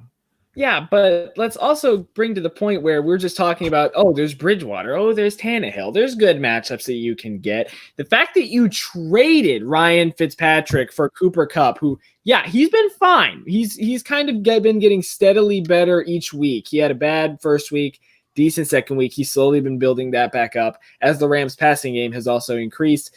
So you're getting a wide receiver with potential 20-plus point upside, and you're giving away a quarterback that you can get on the waiver wire. Highway robbery. And you're giving away a quarterback who may have one more start. Yeah. They're talking about, he's going to start the nenext game, but if Tua's healthy and the Dolphins are, 0-4 or 1-4, whatever, Tua time is coming sooner rather than later. So, especially since if let's just say Fitzpatrick's next game is his last starter, he gets the Broncos, and there are a lot of other defenses that you could have as worse matchups. Yeah, I agree with you guys. Tua time, that reminded me of something. Jonathan Buster, he was in the comments earlier. I think he probably went to bed already. He actually pointed something out to me that has blown my mind recently, is that sports cards, particularly football cards, are blowing up right now. Are they? If you go to Walmart, you cannot find any around here. Now, I don't know about you guys. You should check this out. And he showed me an article about the phenomenon that's blowing up. It's like a COVID-related weird little thing where, and he has been selling, he just sold a Tua online for like $40. He paid $20 for the box of cards, like a box of packs. He got all kinds of great ones in there. He was showing me like a signed, just all these signed rookies and, just these inserts, and he's selling them on eBay. And then he showed me how much the boxes cost online that you can get at Walmart if you get there when they have them. They're selling for $200 a box. That's crazy. Just normal boxes you can get at Walmart. And so I just wanted to just point that out, just in case you guys weren't aware of this phenomenon that's happening right now. So I went out. Go ahead. No, I was just gonna say, so you can buy it for $20 and then sell it online for $200. Is what you're saying? If you can find it. Jared's slowly putting the gears together. I go out and get a pack. I just wanted to get a pack, see what I could pull, and I get, yay! Oh, that's going to be worth something. That Phillip Rivers 17th season card. That's in the powder blue jersey. Keep in mind, James Conner, nice cards. To be fair, yeah, they do look cool. I used to collect baseball cards, especially. They're cool cards, but. Sam Darnold is my other one. I'm like, man, what the luck? Yeah, that's tough. Like the thing about card collecting is, like rookie cards.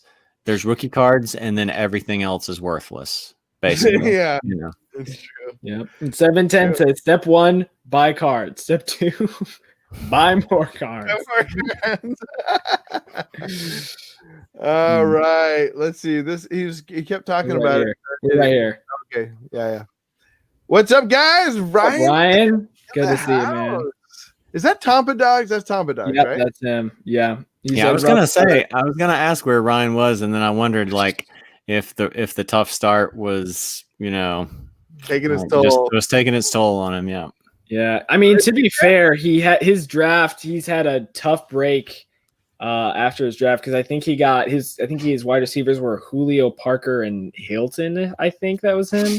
So that's been a really rough go of it there. Yeah, no judgment, Ryan. I have multiple. We talked about it earlier. I have multiple 0-4 teams out of the umpteen teams that I have. I have like a team that scored like second most points in the league. But it's 0-4 because each of the first 4 weeks I've either had the most or second most points scored against me. So it just, I feel your pain. Yep. Yeah. it's tough, but his Tampa Bay is doing a lot better, and every he's week totally right about I that. watch Defense them every too. week. I watch most of the games every week, and watching them progress has been kind of interesting. And they're trying to get. I noticed that Brady is going to Gronk more in this game, but he didn't connect. But Yeah. there were some interesting passes. I thought that could have been a big spiked ball. See, that was the funny thing. It's like everyone was hyping up Gronk and OJ Howard, and who's the first Bucks tight end to catch a touchdown pass last game? Cameron Brate. Yep. It's crazy. Making America great again. Mhm. All right. Let's see. Wait, you didn't you? Yeah. Bucks, Wait, baby. did you? I was just adding that since I was. Just Oh yeah. Go Bucks. Yeah. All right. So no name. I love that Ooh. name. No name says redraft standard league. I had a trade I couldn't refuse. Traded away Gibson, Jefferson, Wow. DeAndre Hopkins. I Nice. think that's good. Nice. Good. The only thing for me is in this day and age, we've talked about it a little bit. It's always good to get more. DeAndre Hopkins gets hurt, and you're out of a great wide receiver. Gibson gets hurt, you still have a good wide receiver in Jefferson. Jefferson gets hurt, you got a really good flex running back in Gibson, but it is nice to have DeAndre Hopkins. I mean, come on. He's the target monster this year. And I'll tell you why I love this trade so much is that, first of all, Gibson, he's playing in Washington. So at any time, their offense could just completely stall out. So, okay, Jefferson's as the number 2 in a run-first offense where Kirk Cousins can be good or mediocre on any given day. And you traded for DeAndre Hopkins, who in the next 3 weeks, not including his bye week, gets Dallas, Seattle, and then Miami. That is point city for DeAndre Hopkins. It's pretty good. Yeah, Claudio's with me on this one. Best trade ever. What do you think, J-Rod? Yeah, that's a great. I mean, and I know I love it. And I mean, that's the kind of thing you have to do, like where I'm getting a ton of offers for running backs on teams where I have, 3-4 running backs or whatever. And I'm, just telling people like, and some of them are fair offers. A lot of them are ridiculous, but some of them are fair offers. But even the fair offers, I'm telling people like running backs are at such a premium. You have to overpay if you want one, like people are often like Michael Thomas for Derrick Henry or something like that. Like that's fair-ish, but there's a lot of receivers out there and there's not a lot of feature running backs. Especially not a lot of healthy ones after this past week. Right. Okay, Ryan says rough start for me in the list. Oh yeah, we talked about that. Yeah, Sorry, right buddy. here. Okay, we're right here.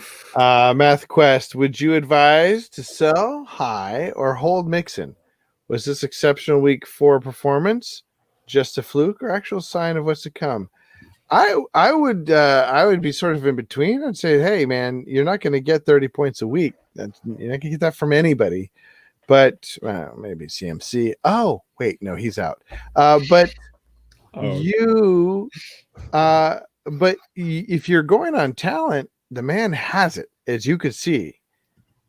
Freaking leaping into the end zone like a gazelle. No matter what defense, his talent is going to win out, but it's going to win out for temper your expectations, not 30 points a week, maybe not even 20 points a week. I think he'll be a solid option. What are your other options? What do you guys think? Jared, do you want to go first on this one? Sure. Yeah, I think it depends on your. Well, no, I'm gonna say sell. I'm gonna say sell because he's got Baltimore this week. He's got Indy the following week after that. And then it's sort of a mix. Cleveland, Tennessee. Although he didn't do that well against Cleveland the first time. The killer for me is that he plays, Pittsburgh in week 15. And Pittsburgh's run defense hasn't been what we thought it might be, but it's It been hasn't been shut down. right. It hasn't been shut down, but it's still Pittsburgh. And Cincinnati's offensive line, in those other games just did not look good. That 39-point game makes it easy to forget about the fact that the first three were like 5, 10, 7.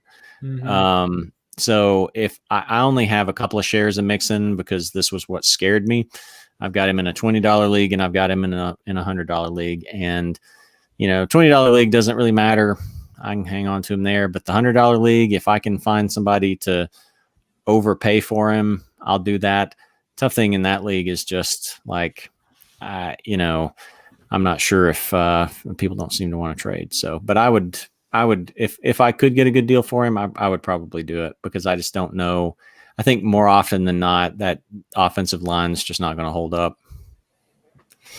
Yeah, I see. Mixon did what I wanted Drake to do. He blew up.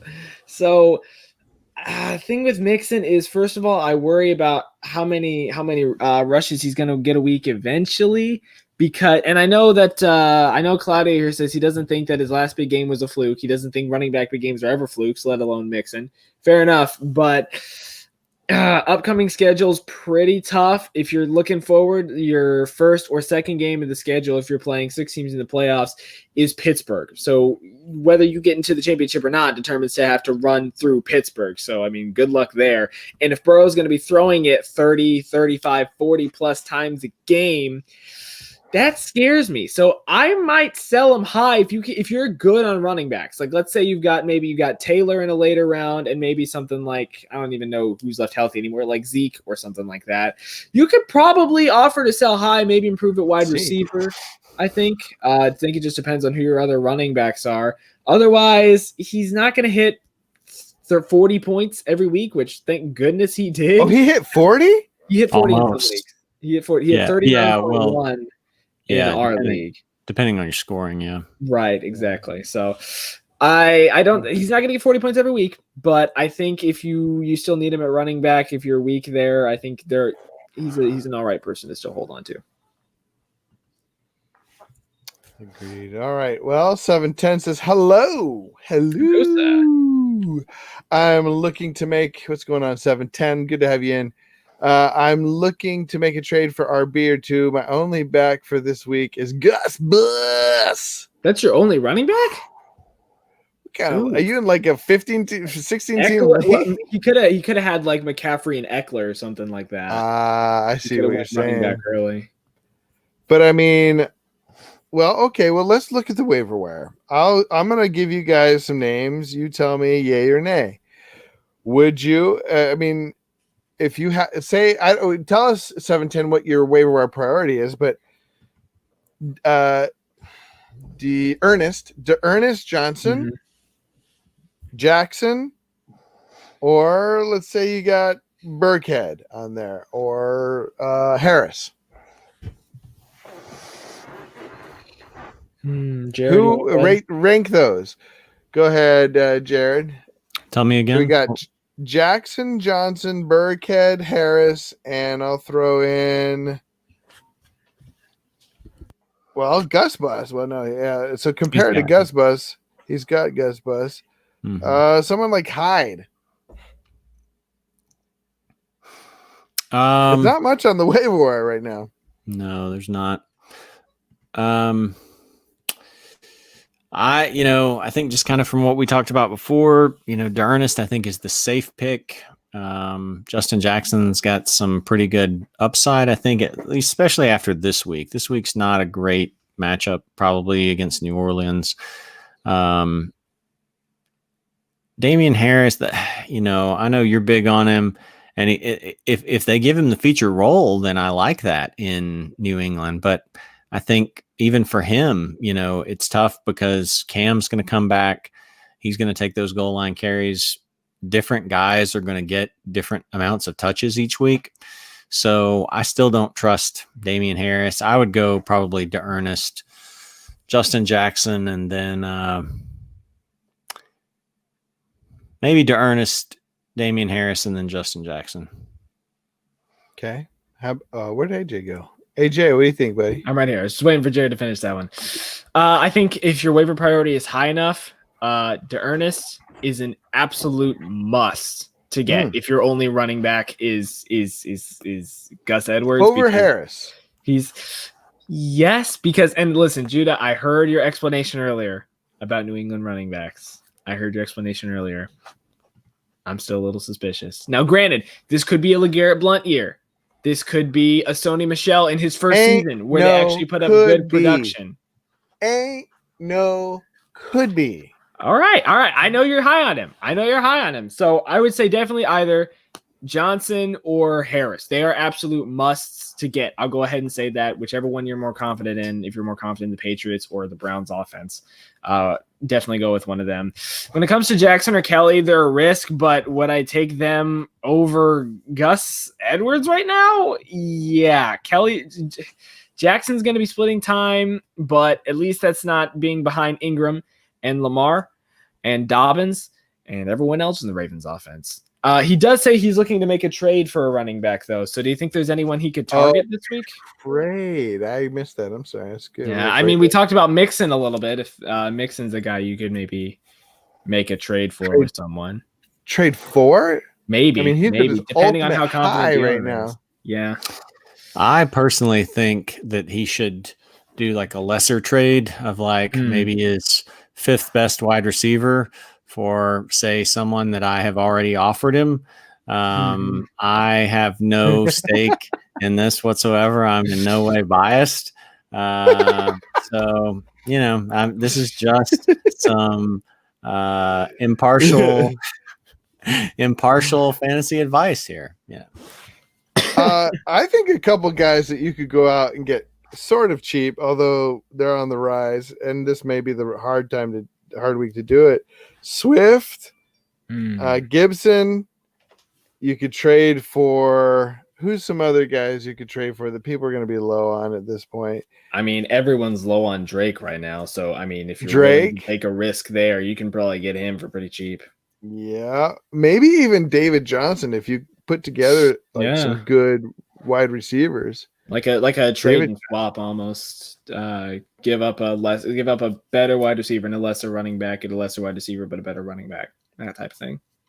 Yeah. Well, what do you think, Jared? You seen anything? I think he should just take any offers that I give him. I don't know. I mean, I think you guys kind of mentioned some of the guys that are out there. Let's see. I was just pulling it up real quick to kind of refresh my memory of what people have done to this point. 710, by the way, Jared. He said Jared offers injured players. I already have injured players. I can't use. Yeah, but it's a guy who's been injured but is coming back. So anyway, as far as like a low, I'm trying to think like a low. Let's see there's plenty of like guys out there that would be maybe low cost, but are they really on the rise? Like David Montgomery, he's going to be lower cost, but is he really on the rise? So I don't know. I think mainly the guys you mentioned, like, maybe you could get a Myles Gaskin fairly cheap, and you hope that he, you hope that he kind of blows up a little bit. Yeah. Or, maybe a Josh Kelly, maybe somebody's like not sold that he's gonna just take this role while Eckler's out. Maybe they're worried about the fumbling, and maybe you can, give a solid receiver or something like that for him. So, yeah, I agree with that. Good call, guys. Okay, Thomas H. Unless, were you saying something, AJ? No, I was just gonna say 710. I'm always if I don't know which league this is, but if it's ours, I'm open. I'm open to trading. I got Gaskin if you're interested. He says, Thomas H says, Cowboy receivers are feasting, but Zeke is getting the table scraps. That is true. As somebody who has, a fair amount of Zeke, I have not been squealing with pleasure When it comes to Zeke, that's weird. Anyways, I have not been happy with Zeke myself. So, well, what do you guys think? It's not looking too good for him so far. Have you guys been squealing for Well, let's maybe use a different analogy, please? I just think of a little pig. Like, I don't know. Okay, Stop. keep going. Stop. I mean, I think part of it is kind of like, what are you comparing it to? I mean, if you're comparing it to what Alvin Kamara is doing, then no. If you're comparing it to, some of the games Dalvin Cook's had, then no. But, comparing it to the fact that people have lost Barkley for the season, that Christian McCaffrey's down for a long period of time, Chubb is down for a while. Some of these other guys are underperforming. So Zeke is kind of like, in some ways, what he was last year that had you kind of upset with him last year, where he's maybe posting, his stat line has been like 26, 19, 14, 16, and if that 14 is another 19, if he throws in 5 more points there, then that's not bad. I mean, if he's throwing, 20 points down 3 out of 4 weeks. So, the trouble is just the Cowboys defense is so bad that the last 2 weeks he's had 14 carries and he's had 12 carries. They just don't have an opportunity to run the ball because they're getting so far behind and they're having to play catch up. They've got some good games coming up. He's got, a fairly cushy schedule. So I wouldn't worry about Zeke. Again, like a guy that you drafted 2nd or 3rd overall, you want him to be a star. You want him to be throwing up the most points in the league. But compared to the other possible outcomes that you could have gotten with somebody else, like what he's given you is not bad, Yep. Yeah, AJ. I completely agree with that. And I think Claudio puts it well here. He says 10 to 8 targets ain't table scraps, plus all the goal line work. Yeah, he had touchdowns in 3 straight games. In rushing touchdowns in 3 straight games. His yardage isn't great, to be fair, but this is still Zeke. He's eerily consistent. Depending on your league, he's getting 16 or, if full PPR, 20 points a game. So I like Zeke. I don't think he's getting table scraps. Yeah. Is it true Amari Cooper's getting 12 catches a game? Yeah. Is it true CeeDee Lamb is getting 150-yard touchdown a game? Yeah, sure. But Zeke is literally the definition this year of set and forget. I don't have Zeke anywhere, unfortunately, but yeah, I wouldn't have a problem with owning Zeke right now. Quick question.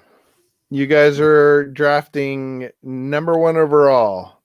Starting the season right now, who's your number 1 overall?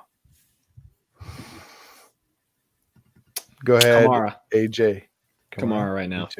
Just the volume he's getting with the Saints, he's basically their entire offense, even when Thomas comes back. Probably still Kamara. What do you think, Jared? Yeah, I think probably Kamara. Maybe Cook, right? Maybe Dalvin Cook. Maybe Cook, although I still have not forgotten the injury concerns with him. And last year he got off to a blistering start and then got hurt and, was, let's see, then over the final, let me look real quick. So then over the final, 1, 2, 3, 4, 5, 6, 6 games or so. I mean, some of that was bleeding into the playoffs, but he did not do well. He had basically in half of his final games, he had under 30 rushing yards. I would still go Kamara, although I still worry with him, like with Latavius Murray. Murray came in and vultured so much, so I think it's hard to go against Kamara.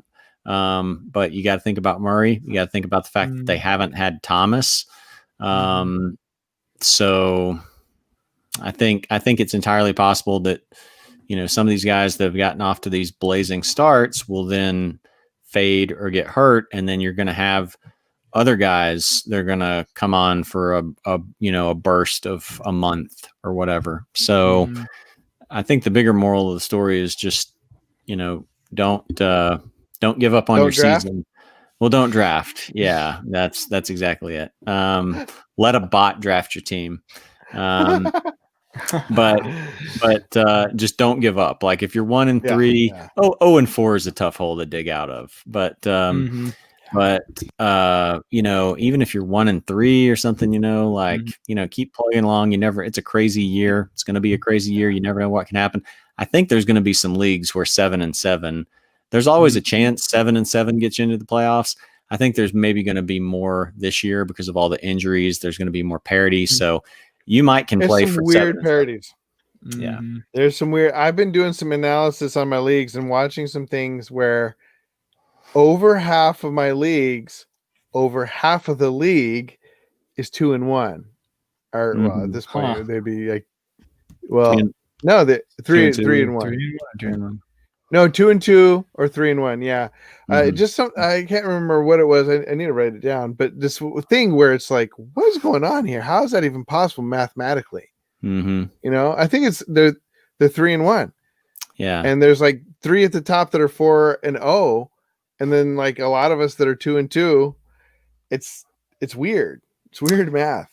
Yeah. I think there was a league last year where going into the final week of the season, everything from the second place team to the 9th place team was basically up in the air. Like the second place team could have finished like 8th, and the 9th place team could have just still gotten in the playoffs. It was just like a crazy amount of parity in that league, and I think you're just going to have more this year.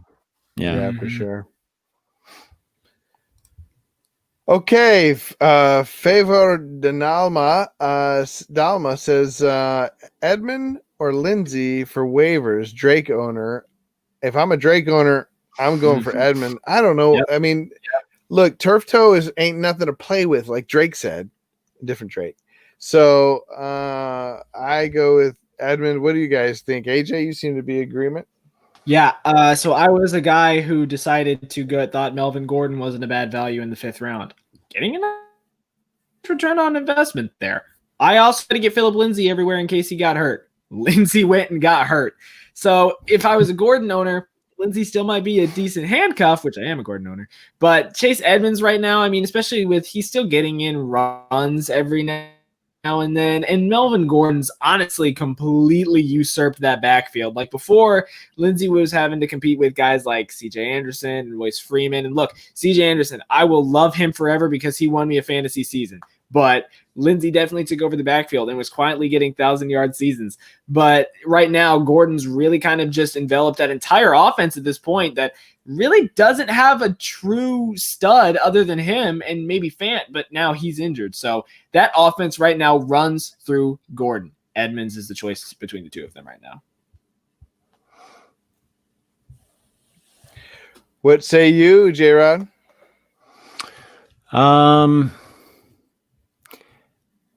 I would probably go Edmonds in just on the possibility that Drake. I mean, even if you didn't have Drake, maybe Edmonds might have upside. The tough thing with Lindsay is just, the fact that the Broncos offense is hurting with Drew Lock out, with Cortland Sutton down for the year. I just, and then splitting with Melvin Gordon. So I think you go Lindsay. I think you go Edmonds over Lindsay. Mm-hmm. Okay. I definitely agree with that. Let's see. Lima FN.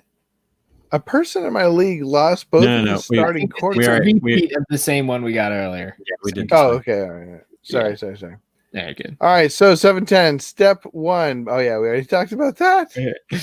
Where are we at? Right here.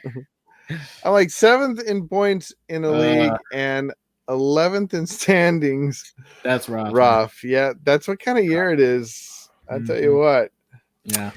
Yeah. I was just looking at some of those leagues, like we were talking about the parity, and like my 1 and 3 teams are ninth, but then like nobody else, like everybody else from like 3, 4, 5, 6, 7, 8 are 2 and 2. And so like, I'm one game out of third place, more Yeah. or less. So again, like if you're 1 and 3 in your league, that might not be that bad. 0 and 4 is tougher, but still. Yeah, I was gonna look for my 4-0 league. It's not my favorite league. So yeah, here's who I have in my 4-0 league, and this is this is no joke of a league. This is my $100 league. This is with remember we've played against him, that CWI fantasy sports guy.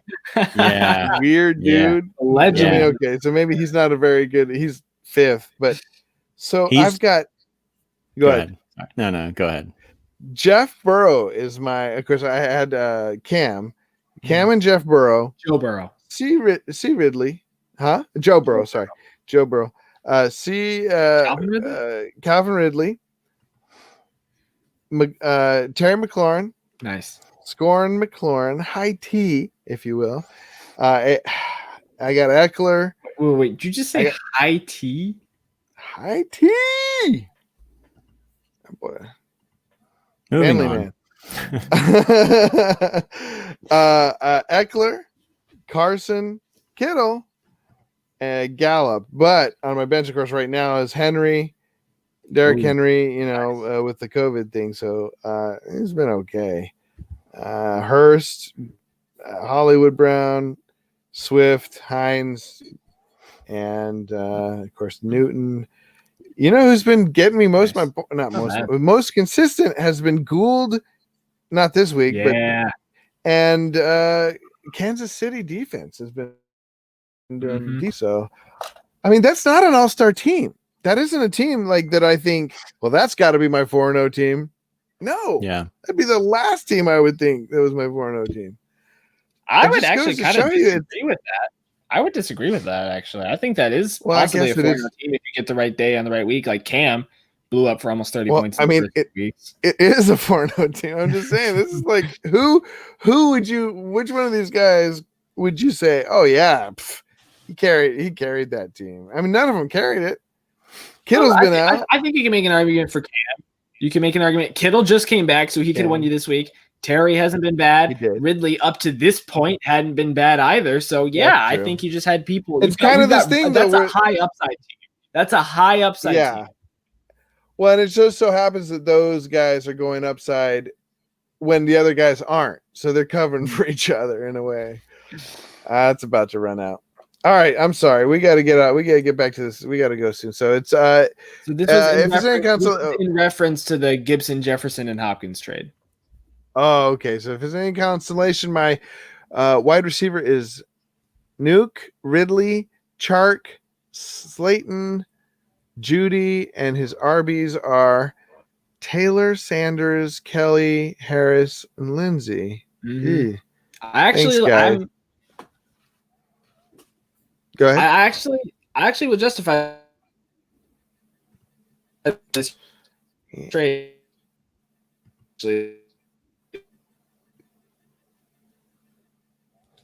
Did I freeze or did he freeze? No, that's him. Yeah. Okay. Well, let's go to you, Jared, until AJ comes back. He's stuck with the finger of doom. So what is I'm sorry, what is the question in reference to again? I don't know. It was the one where we don't have to go no back. name. Yeah. Yeah. Oh, it was his Gibson trade for traded. Yeah. I mean, you don't even have to make excuses for this. Although getting rid of Gibson, you don't have very good. That's true. His running back depth is not great. It's hard to pass up DeAndre Hopkins for that, but then you have to hope. I would make sure to try to have.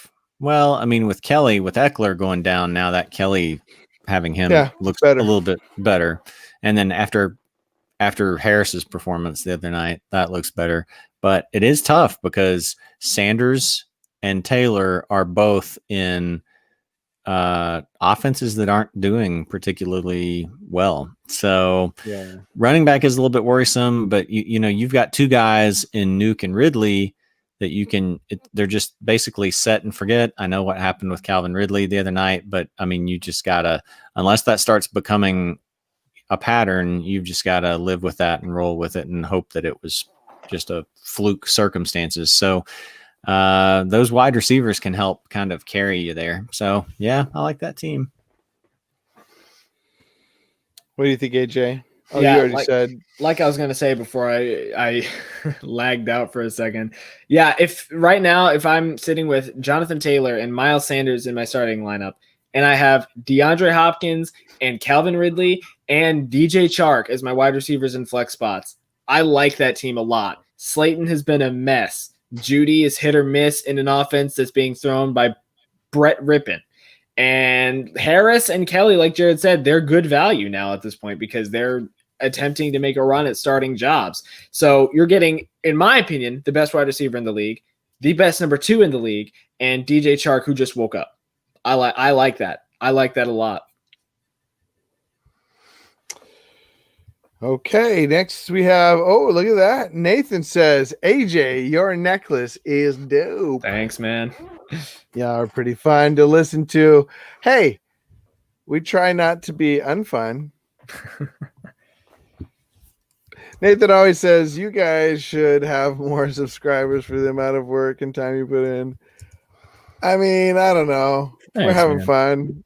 I thank you. I appreciate that. Sure. But There may or may not be a correlation between one of our team being too lazy to put hashtags in. We can't know for sure. dude, I'm over here cutting tape.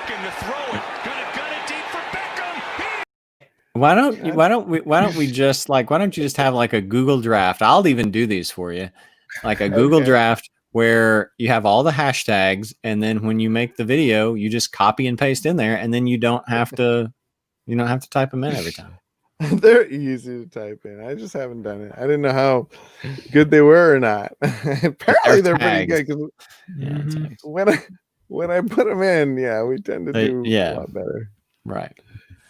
All right. Next we had a trade, basically a trade debate here between MathQuest and 710, and they said, let's get the Rotohackers input on this. MathQuest is trying to give 710 Mixon and Giovanni Bernard for CeeDee Lamb and Diggs. Keep in mind, at this rate, I believe 710 is starting Gus Edwards. Yeah, I mean, part of the value is like how badly you need it. I mean, well, part of it is based on just the fact that running backs come at a higher cost. And if you're desperate, they come at an even higher cost than that. So MathQuest says that right there. Yeah, I agree. I don't know if I would do the deal necessarily, but that might be the best you can get. And in which case, like, I don't think it's an unfair ask. I wouldn't give up. I love Mixon. I think he has the skill to be solid for you every week. However, I love Diggs, and Lamb is coming on, and I think you can get decent enough, even if not this week. And though I think this week is a pretty good week, I think you can get decent enough running back backups, not backups, but like the cavalry for your wide receivers in either DeErnest or Jackson, Harris. You're probably I don't know if you're in the league with me, but you probably don't. Yeah, I think this is our Rotohackers one. So I think I picked them up. But I think those guys could probably get you there because Diggs and Lamb are going to be solid for you every week. I don't know what you guys think, but I think Diggs and Lamb could be a solid at least, double digits every week. And I don't know if I can say that about Mixon, though. Right. I think he's going to do great. some weeks the floor is lower, it seems to me. Mm-hmm. See, I this is one of those trades that I ordinarily wouldn't do, but it's a necessary evil kind of if you need running backs. And I mean, if you're MathQuest, you're running with T.Y. Hilton and Brandon Cooks as your starting wide receivers right now. So Lamb and Diggs is a definite upgrade. If you're 7-10, Adrian Peterson is on a bye, Eckler's out for who knows how long. And so you've got Edwards, obviously. So I think this might be one of those trades where you kind of need to. 7-10. He said he's interested in Miles Sanders, but doesn't want to pay too much. Maybe just a mix-in for Diggs swap at that rate. MathQuest, like you were saying, Jared talks about the running back premium. So this might be one of those trades where it might be necessary to get a running back. I don't love it for you because you're giving up a really nice number 2 and the Bills number 1. But if you need a running back bad, it might be something you have to do. Yeah, it does come down to where you're at. All right, let's try to wrap it up. We're going on 2 hours here. Matthew Lee, thank you for coming in, man. Thank you for checking us out. Are you guys worried about DJ Moore? I have never, ever thought that he was good, but lots of people think he's good. He may get better, and he has performed decently. I mean, compared to my expectations, he has done good. So, but I think for most people, for my expectations, I thought he was going to be dog, but he's been okay. He's been serviceable. Okay. I mean, he's just not getting enough targets, and it's strange. It's strange because he played last year without as much help and with a worse quarterback, and he was just consistently putting up 100 yards every week. I mean, he was a first-round pick. But Robbie Anderson is really just kind of dominating the targets there in Carolina.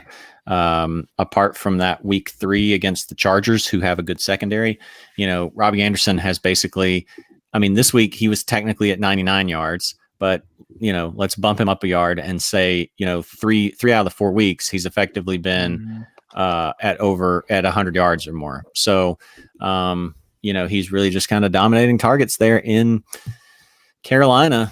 And yeah, I am worried about DJ Moore because it's not just a case of just fluke things happen. I mean, he's just not getting the kind of targets that he was last year. AJ, you said you were worried, right? Yeah, I took DJ Moore in like 2 leagues, maybe something like that. If he's gonna That's half your leagues. I don't know. I've got 7. Man, Moore has honestly been a kind of big letdown. Yeah, I've got him in 2 leagues. He's been kind of a big letdown at this rate.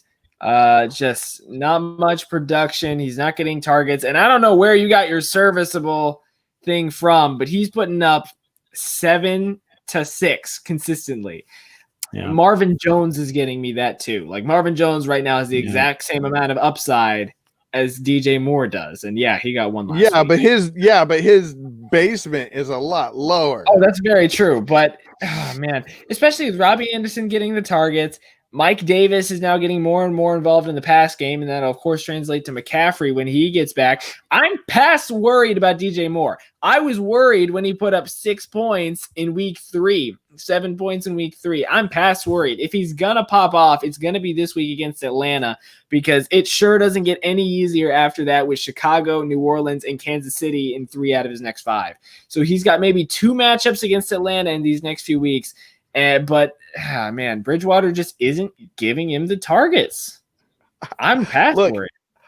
I'm not arguing for DJ Moore. I thought he was going to be a huge bust, and I still think he's going to be a huge bust. But when I accidentally drafted him in a league that I accidentally drafted, I was devastated, and he got me 19 points week 2.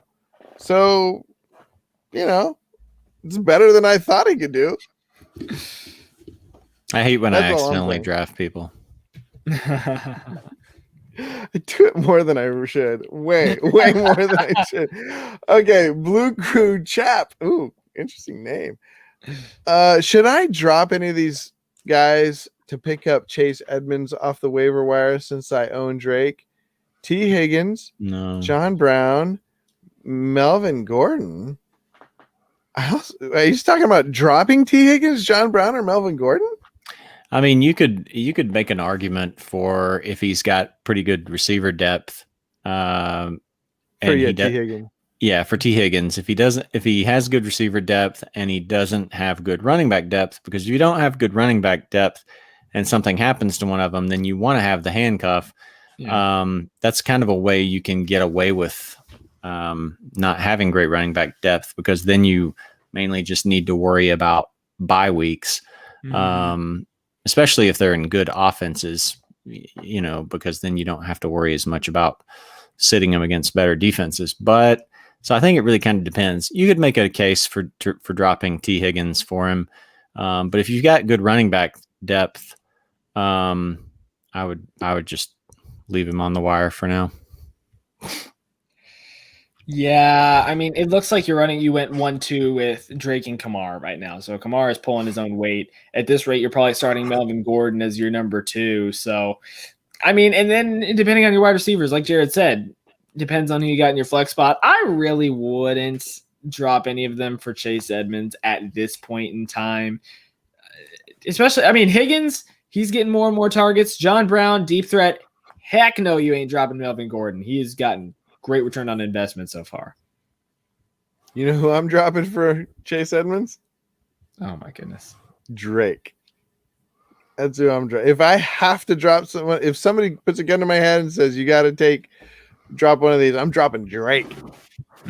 But obviously you could probably trade him for something. So I wouldn't, it's not somebody I would try to drop, but that's out of all those people, maybe T. Higgins, but the one I would find most droppable is Drake.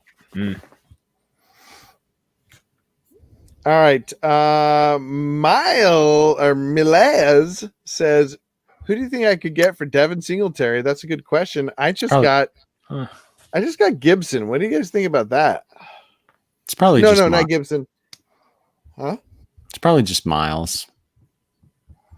It's probably just an alternate spelling of Miles and not Melez. Because that's Miles in the picture. And we'll have Judah Buddha butcher it for you. No, isn't that Miles in the I can't tell. Anyways, no, who did I trade? Who's the wide receiver for Tampa? Huh? Evans? Godwin? Not Evans, the other guy. Miller? Godwin. Huh? Godwin. I traded Devin Singletary for Godwin. I don't know how I feel about that. I love Devin Singletary. However, this is a team that I'm doing well, and I feel like I need somebody for the long stretch. And I'm not going to have him next week. I don't know if that I need him, but he has a great schedule in week 15 and 16. So that's why that was my thought. And I have a lot of running backs. It hurt. I love Devin Singletary. Who do you think? Who would you guys? Would Godwin? Would somebody like that be somebody to trade for? Yeah, I mean, he might be a sell high candidate because he's played well with Moss out. He really did nothing. Well, I mean, he had basically averaged 8 points in those 2 weeks without Moss, or those first 2 weeks with Moss, I should say. But those were against terrible defenses. He really should have had more than that. With Moss out, like, we're seeing that Devin Singletary can be, a good fantasy option. But we assume Moss is going to come back, and you can't predict him going down again. So I would try to see if you could find a really running back desperate team and get a good receiver in exchange for him. I mean, a really good receiver in exchange for him. Yeah, I would agree with I would agree with that. Maybe grab a Galladay, someone like that who's been off injury, hasn't been great yet. If someone's willing to do that, multiple player kind of trade. I mean, he hasn't really exploded yet. See, the thing with Singletary is I disagree with you a little bit, Judah Buddha. I hate Singletary's second half of the season schedule. I agree with you on Denver. No, I was talking about Godwin. Oh, okay, gotcha. Yeah, Singletary has a terrible second half of the year schedule. He gets New England, Seattle, San Francisco, among others, and finishes with New England. So those don't feel so bad. New England, always tough on running backs. Seattle's been terrible against the pass, but great against running backs. San Francisco is still good. Pittsburgh is great. The only one of those that doesn't worry me as much is Denver, but that's not saying much. So I hate Singletary's second half of the year schedule. I would say go for someone who has a nice second half of the year schedule. I can't really come for the player off the top of my head. These other two are the trade guys here. So, but yeah, someone with a good second half of the year schedule, I would say. I got away with Godwin, and if you look at his schedule, it looks pretty good coming up.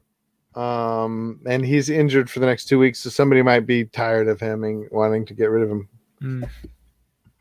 There may be somebody may want to get rid of. Who is it that got a little banged up? So like Ridley, they might be worried about Ridley. That would be an awesome trade. I like. Who do you think, Joe? How you'd pull it off, but that'd be nice. I like AJ's Galladay suggestion too. Like he said, I mean, he's come back.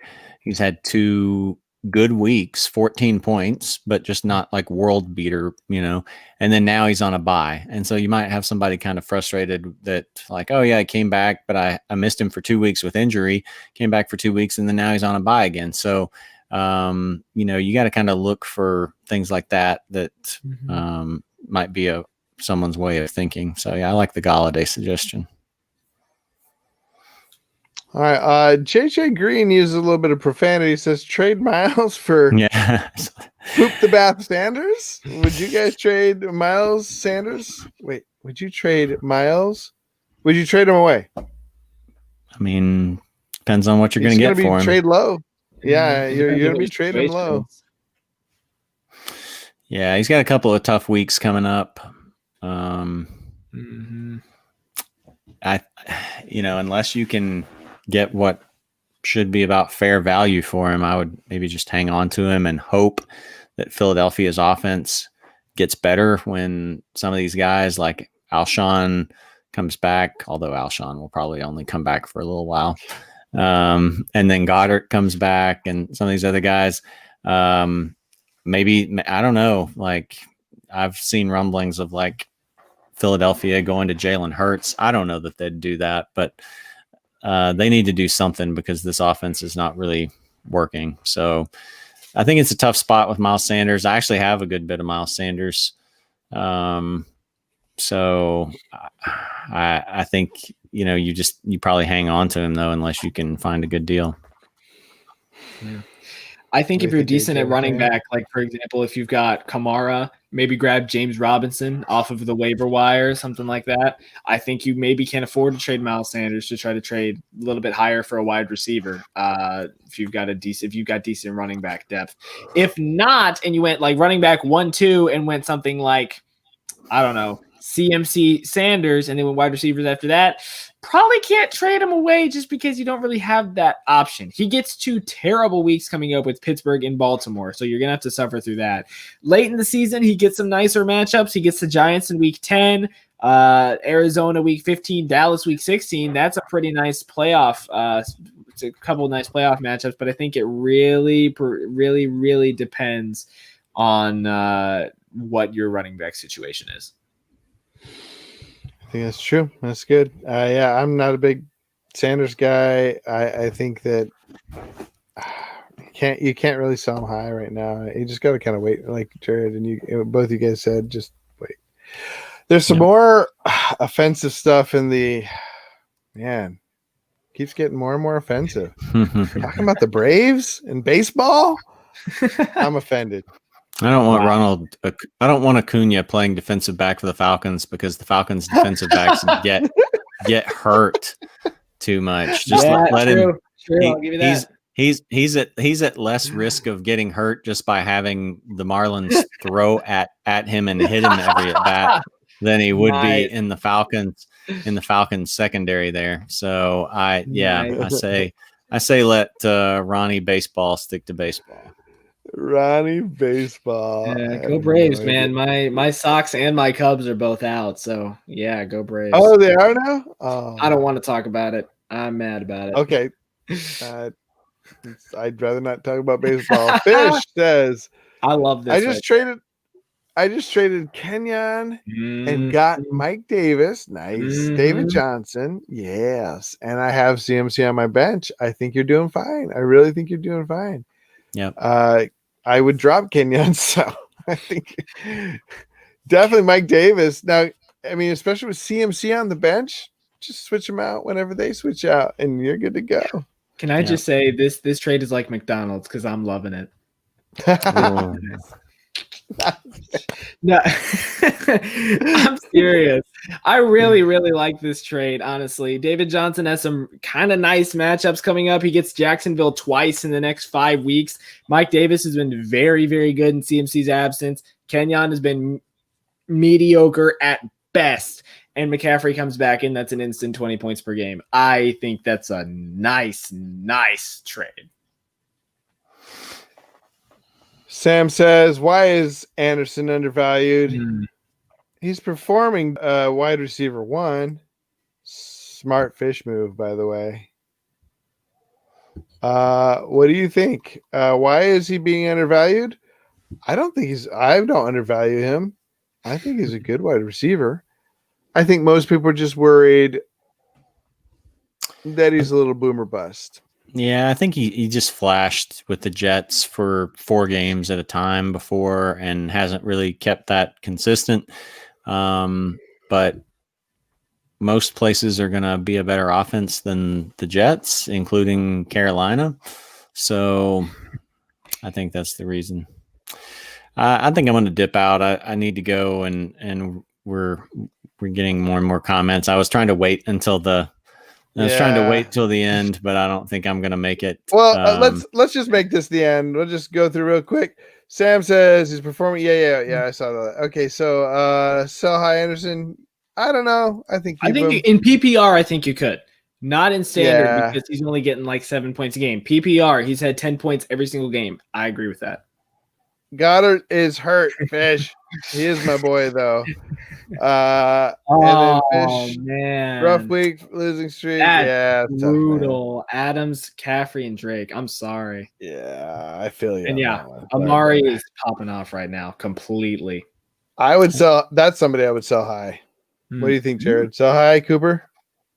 I mean, he's getting the targets. Like Amari's always been boomer bust. But maybe with his new contract and maturity, and I mean, I don't mean maturity in that he had any character issues or anything, but I mean just maturing as a player. Maybe he's gotten more consistent. I don't know. So and the way that as bad as that Dallas secondary is, I don't know if I would be selling on him or CD right now. Yeah, I would not sell high on him. I'm a believer in Amari Cooper right now. Okay, you heard it here. Which one do you like here? I like the one with Zeke. You know what? He's 1-3. Oh, so he's giving away Zeke? No, he said no. I think what's a trade you would do with his team? He's listing his roster. Yeah. I think you got a good team. I'd hold on. Maybe trade Josh Allen. What do you guys think? So high on Josh Allen? Go pick up Herbert the Hermit. I mean, you could use another wide receiver. Seeing how Godwin's hurt, we don't know exactly the timetable on him. I would not really want to trust Gallup in the lineup. I would see maybe if someone would offer you, like somebody desperate for running back would offer you something really good for maybe even for Sanders. Then you've still got a good 1-2 as Zeke and Taylor. and then Gibson as a third. But I would be okay with sticking with that team. I think it's just a little tough with Godwin hurt right now. Yeah, I agree. I'm like looking at this and I'm like, how on earth are you 1-3 with Zeke and Josh Allen? But yeah, I get that. Taylor's had a rough couple weeks. Sanders had a rough couple weeks. Yeah. Robinson's had a rough couple weeks. Godwin's out. I don't like Gallup. So I would say if anything is a trade piece, I think Taylor, Sanders, and Godwin are probably your best bets. I would say hang on to Allen, Zeke, and Gibson. Also Robinson, probably. Robinson, Godwin, Jefferson, Gallup. Maybe see if you can maybe do a trade and swap with a wide receiver and running back. I like Andrews as your tight end. I think you have a good core here. You're maybe 1 or 2 moves away. Maybe Tom. I would say if you're looking for someone to trade away, maybe Taylor or Sanders to get a better number 1 who's healthy. That would be my only advice there. Okay, well, that's gonna have to do it. We're running low on time. We're all tired. Thank you guys. Thank you, Sam. Thank you everybody for tuning in. And we appreciate you guys. And good night. Good night, guys. Good luck this week. Good luck.